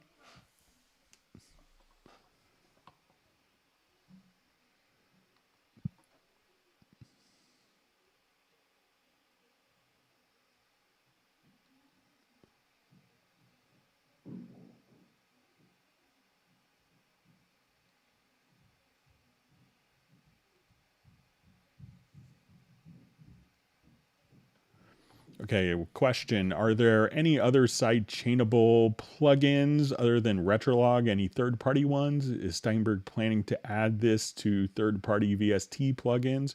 So it's part of the VST3 specification. So other sidechaining plugins could be the full version of Groove Agent, Hallian, and Retrolog. So it's not up to us to, add features into third-party plugins, but the capability is there as part of the VST specification. So you should contact your third-party plugins and have them implemented. So it's not being kind of held back. It's just part of the VST spec that probably the third-party companies aren't choosing to implement.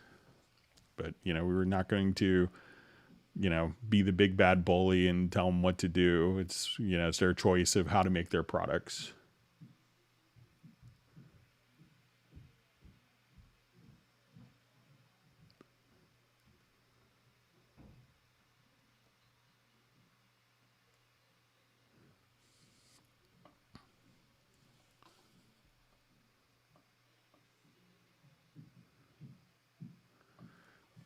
Okay, so we have a question from Jan. How do you reset the time at my project starts? I usually start a bit in, for example, at beat 50 because I want space for a scratch pad area in front of the project. So let's say we're right now, we'll look at this and say, okay, we're at measure 1. So I think it's just going to be in the project setup. And then you could just say display bar offset. So let's just say 8. So now you have that area there. So you could start at measure 1 and have negative bars. So just go to your project setup, and you can do that from the project menu to project setup, or just hitting Shift S and just say display bar offset. And then I think you'll be all set.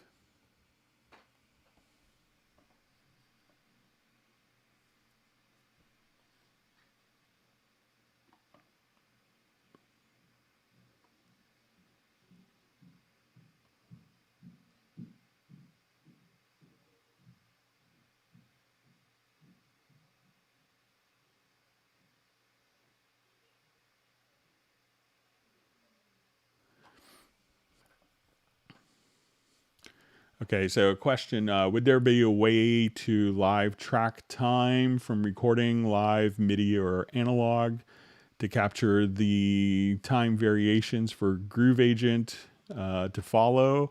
It could recognize a basic quarter note tempo, opera area style. So yeah, you could definitely do that using the project tempo detection.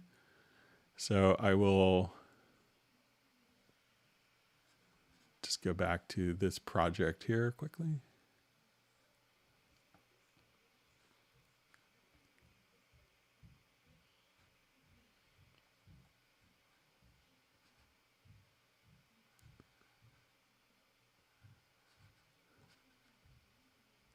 Okay, I'll just revert.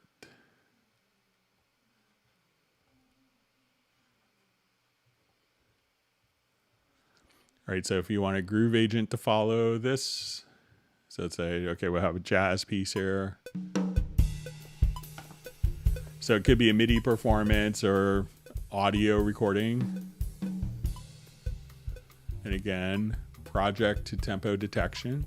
And this is gonna basically figure out the beats, like the quarter notes, just like you asked. And there's some adjustments like for offbeat correction. So now let's say I wanted to add a Groove Agent, like percussion agent from the full version of Groove Agent.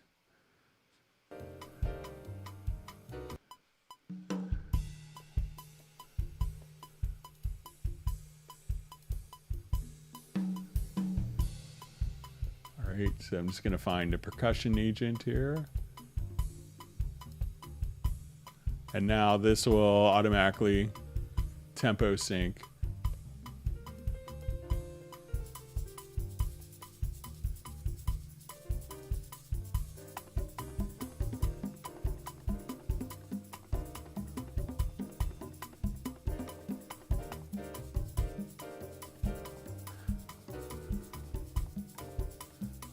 So now this is just following the tempo that's been extracted.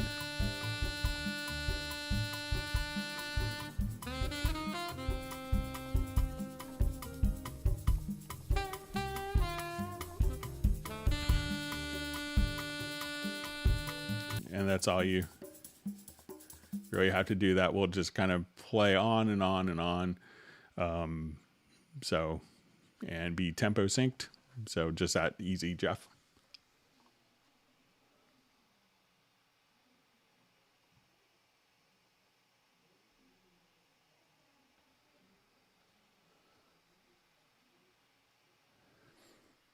So I just see, could you make something like Studio One sound variations in Cubase? It will produce better, it will perform better with Vienna Symphonic Library. Please do. So I'm not familiar with the feature, but I'll pass it along. So maybe if you could tell us what it does, that could be helpful. But I'm sure I could look it up.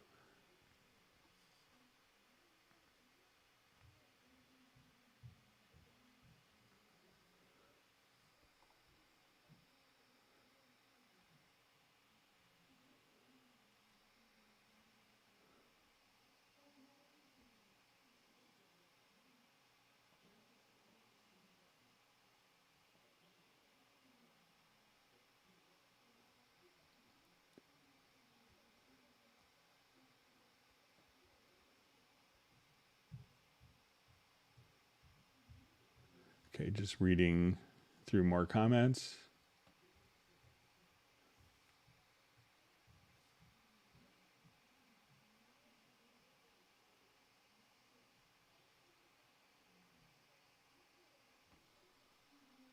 You see that for Graham, that Frampton Comes Alive, which is the soundtrack of his life when he was 16. Yeah, it's a pretty amazing record still. People say it captured Frampton captured a magical night from Frampton. And then I've seen him probably 50 times live, and it's like, oh, every night is like that with him.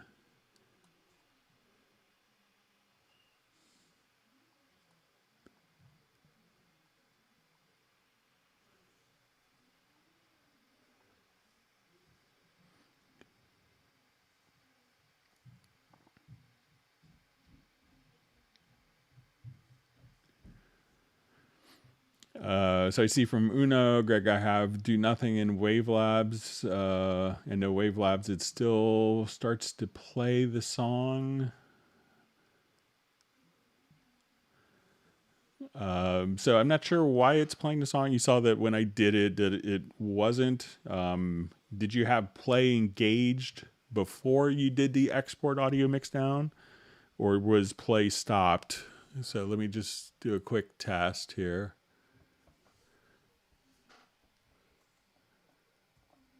Say I wanted to export this range. I'll just turn it down so it's not annoying.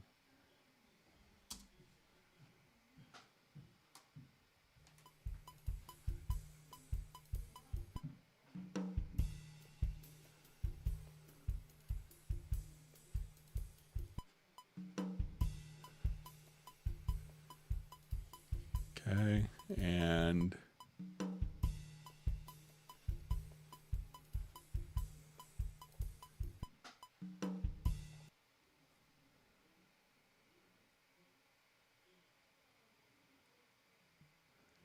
so I'm not sure why yours is continuing to play or plays after.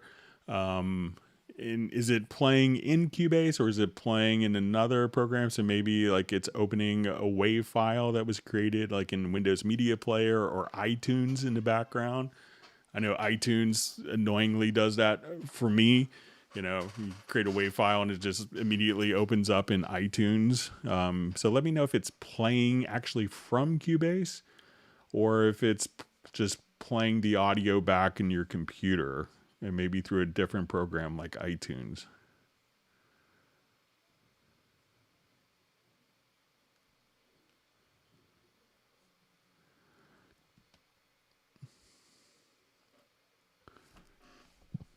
I just see a question. Why do you use automation in this way? Why not later? So I'm not sure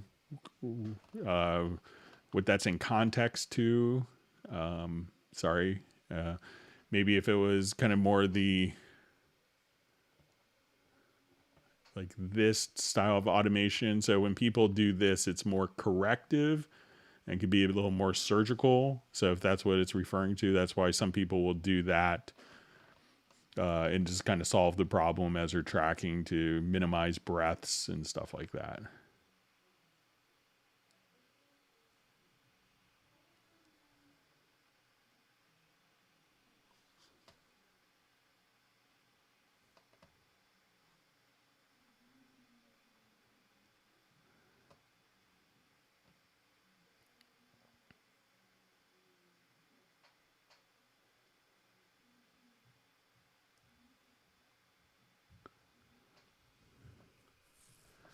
Okay, so I see a question. When using RME Total Mix FX with Cubase Pro 11.01, F2 hides the transport bar or opens the RME preferences. How can I lock the transport on one of the 3 monitors?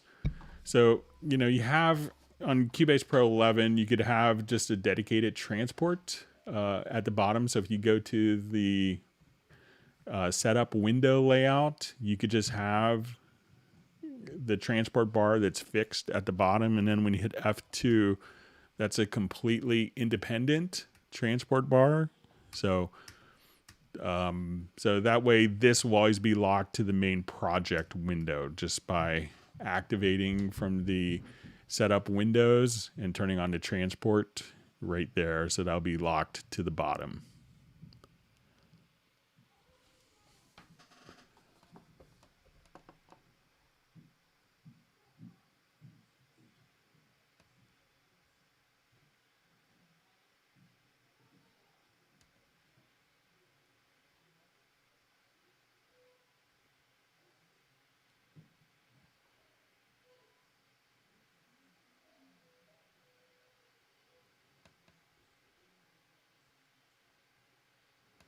All right, Michael Teams wants everyone to hit the like button so we can see it go up and down, up and down.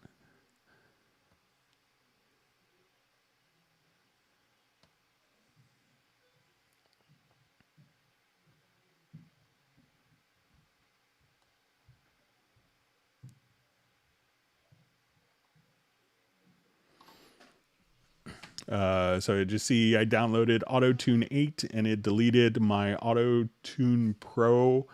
Do you know what caused this? So no, I'm not an expert on Antares software, so I'm probably not the best person to ask. So maybe if you want to reach out to Antares and see if they could help you with that. But I'm not sure why it would be replacing. So sorry that happened to you. But maybe they have a live stream you could ask them on.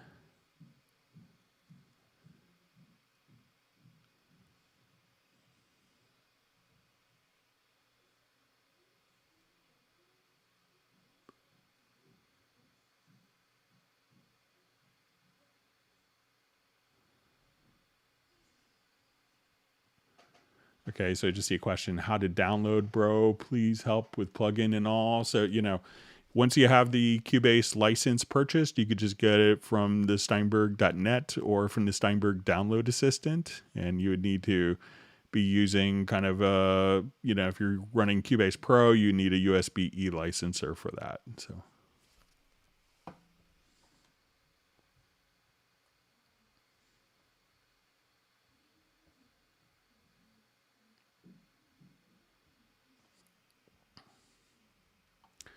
So question, are there any other ways to do scripting inside of Cubase other than the logical editors? Are there any future plans? So I'm sure that, some of the logical editor stuff has been in Cubase for a long time. So, it's still, developer that created it, I believe is still with the company I think he's been with the company since 1984. So, I'm sure he's probably, thinking of expanding it. I don't, but we'll have to see what they come up with.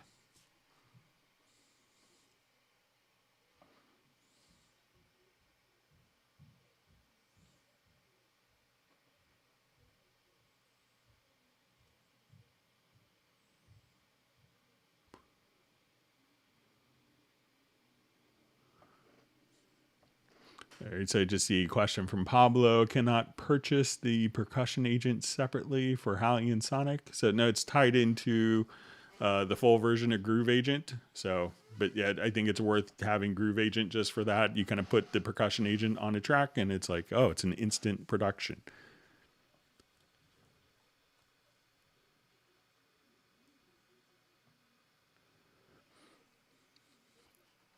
All right, so a question, how do you tap the tempo of a project?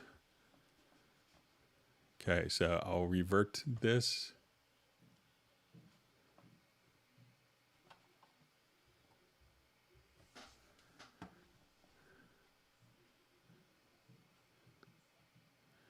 So I'll just add a quick instrument track or MIDI track. Okay, so if I wanted to find out kind of like, let's say I'm watching something and I just wanted to tap like my space bar, you could go to the beat calculator. So if it's something where like, oh, I want it to be,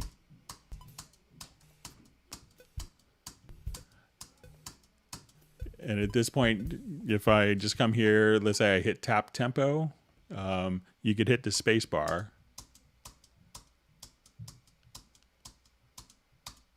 And that will give you the tempo. If you wanted to record MIDI data,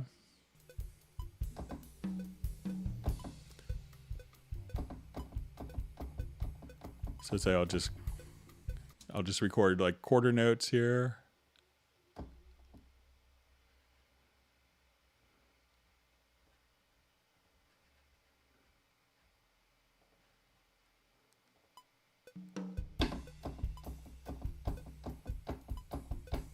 Let me just erase what I had. Sorry about that.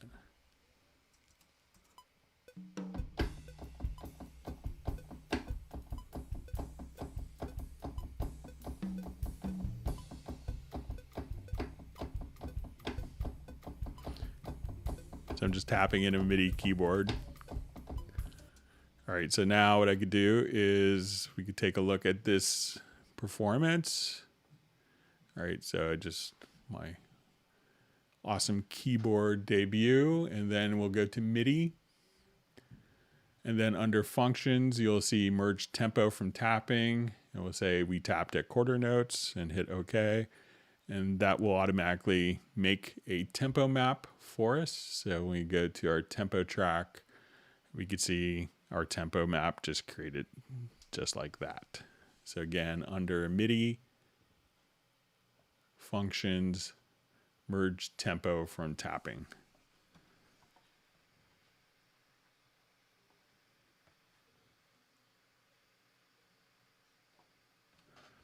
All right, so we see from David King Orchestra how to download this Cubase full version. So purchase a license and go to the Steinberg.net, and you could download the Steinberg download assistant, and you'll be all set.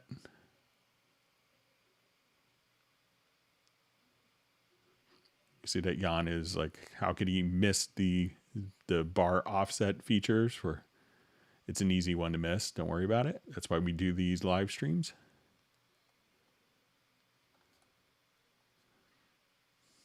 All right, my tempo. All right, so I got a couple minutes. Sorry, I got some questions that were sent in. Sorry, we're running a little late. Thanks for all the wonderful questions. Let me just get my keyboard on the right program.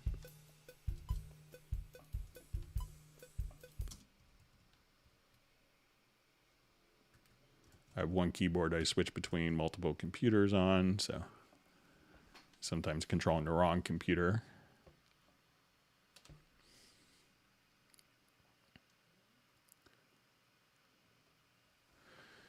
Okay, so how to recall external effect configuration. So sometimes people will set up very elaborate external effect configurations, and then they're not able to recall them.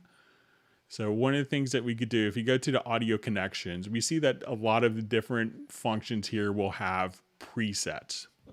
But if I have 16 channels of IO, and I have those all routed for different IO configurations for external processing, there's no ones that we see here. So what I could do is so I will come over here to favorites. So what I've done is, once you have everything kind of set up, you can come and say, okay, I wanted this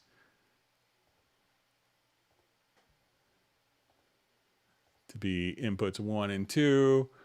And then if you just kind of click on favorites here,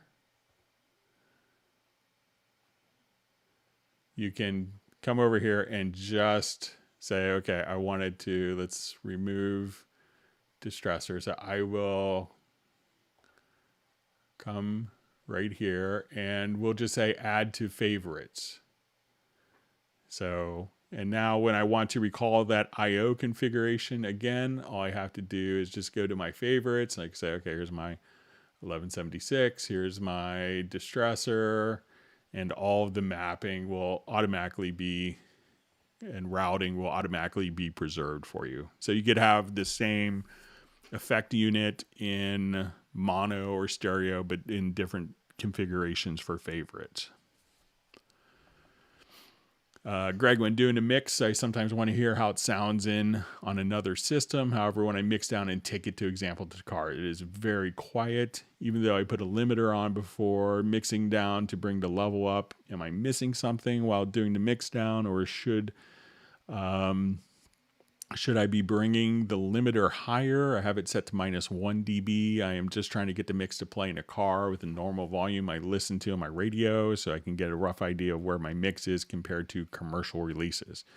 Any suggestions would be helpful. All right, so a lot of times when I get this question, it's because someone is using their master fader more as not a master fader, but as a monitoring volume. So this is kind of the intention of the control room volume here. So make sure that when you're doing your mix down that you have this set up as close to 0 as possible. Adjust the gain structure, because if this is down because maybe your monitors are cranked up, that's basically saying we're going to take away -23 dB of gain from the mixdown track. So the mixdown process goes directly through this bus here, not this bus. This is just your monitoring process. Now, when you do your mixdown, also just export it, and you have the option of, when you do an export audio mixdown, on after export, just to create an audio track, and that will put it directly back into the project. So you could see immediately if there's going to be a discrepancy between what you're kind of hearing and what the mixdown result is. If you have your file, and you look at it and you say the amplitude looks kind of really low, lower than I expected, let's say you look at it and the waveform kind of looks like this, you could go to your audio to processes and normalize the audio. But I think probably if you just raise the master volume up, that would help you. Okay, so we have, hey Greg, here's the problem. I have an Electron analog keys and I can't set it up on Cubase Pro. I can hear sounds and it monitors, but no record. Also, I want to use 4 tracks of the Electron on 4 separate tracks on Cubase. I've tried this, but still can't get it to work. Any help would be very appreciated. So he had included a link.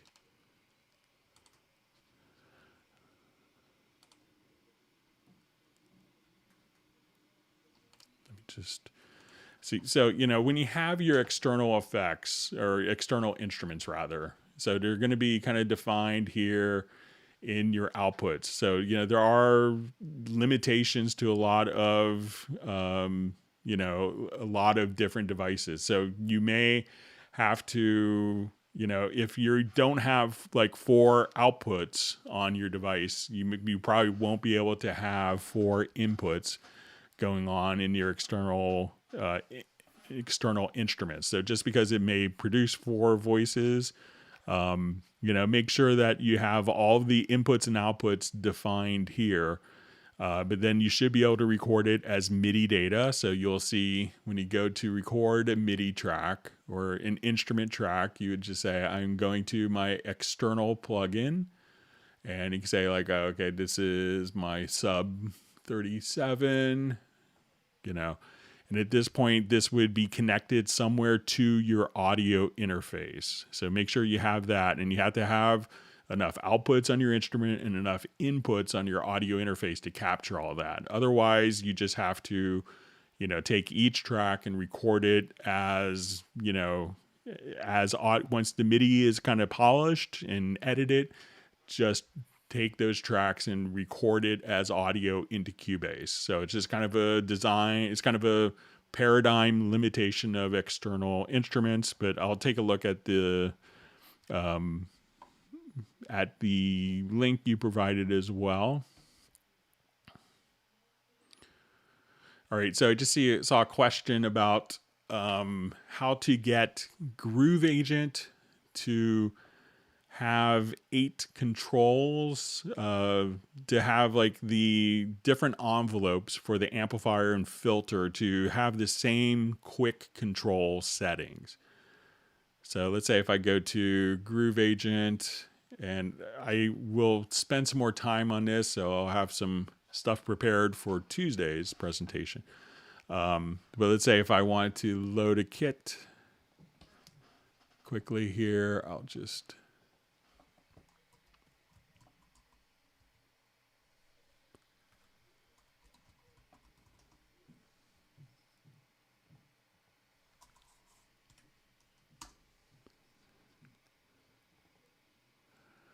that they want it to have the, like the envelopes here to be global. And how it's kind of set up is that you could assign the CC controls for these for each pad. And so the question was, is there a way to have this set up so that I could have my amplifier envelope and my filter envelope controlled from the same 8 knobs regardless of what pad? And he had asked about an options, an automation, and the global tab. So I haven't figured this out, but I'm going to email our team tonight and see if I can get an answer for Tuesday's live stream. Sorry about that. Okay, so question. I'm having trouble with my Cubase Pro 10.5 recognizing my complete control S88 Mark II. I'll be working with them and everything is fine. And the next morning, Cubase does not recognize my KKS88. I check with Native Instruments for updates, but there are no updates needed. This happens every few weeks, and I've resolved the issue by uninstalling and everything and reinstalling, but this method can't be right. Please help. So if Cubase isn't recognizing it, go into your computer's operating system and see if the computer operating system is recognizing it. Usually when this happens, it means that you've lost USB communication between the device and Cubase, or between the device and the operating system. So if you see it in the operating system as being available, and you don't see it working in Cubase, but Cubase ties into on Mac and Windows directly into the core MIDI and, the Windows multimedia MIDI extensions or whatever it's called in Windows 10, but the Windows MIDI drivers, that's what Cubase uses. So my bet is that there's a communication problem, and that when you see that Cubase is not seeing it, that your computer is not seeing it. So there's not much to do. So I would check that, and you could email me and let me know. Okay, so I think we have just another minute or so. I'd like to thank everyone for all the wonderful questions. And let's go ahead and see if there's one last quick minute.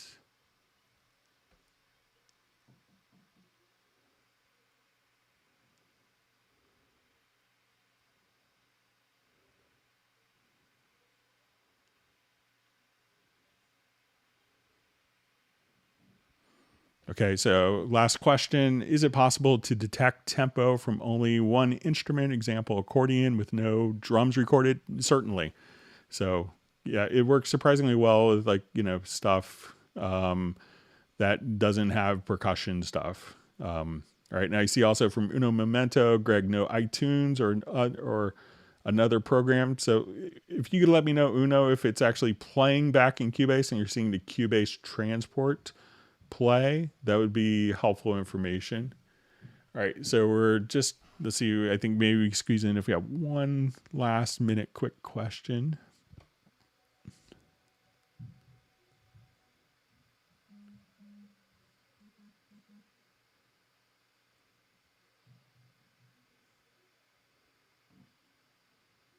Okay, we see the transport bar problem is fixed.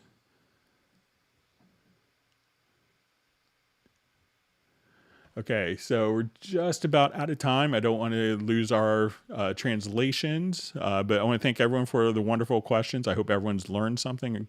Please stay safe and healthy, and we'll see everyone on Tuesday's live stream. Take care.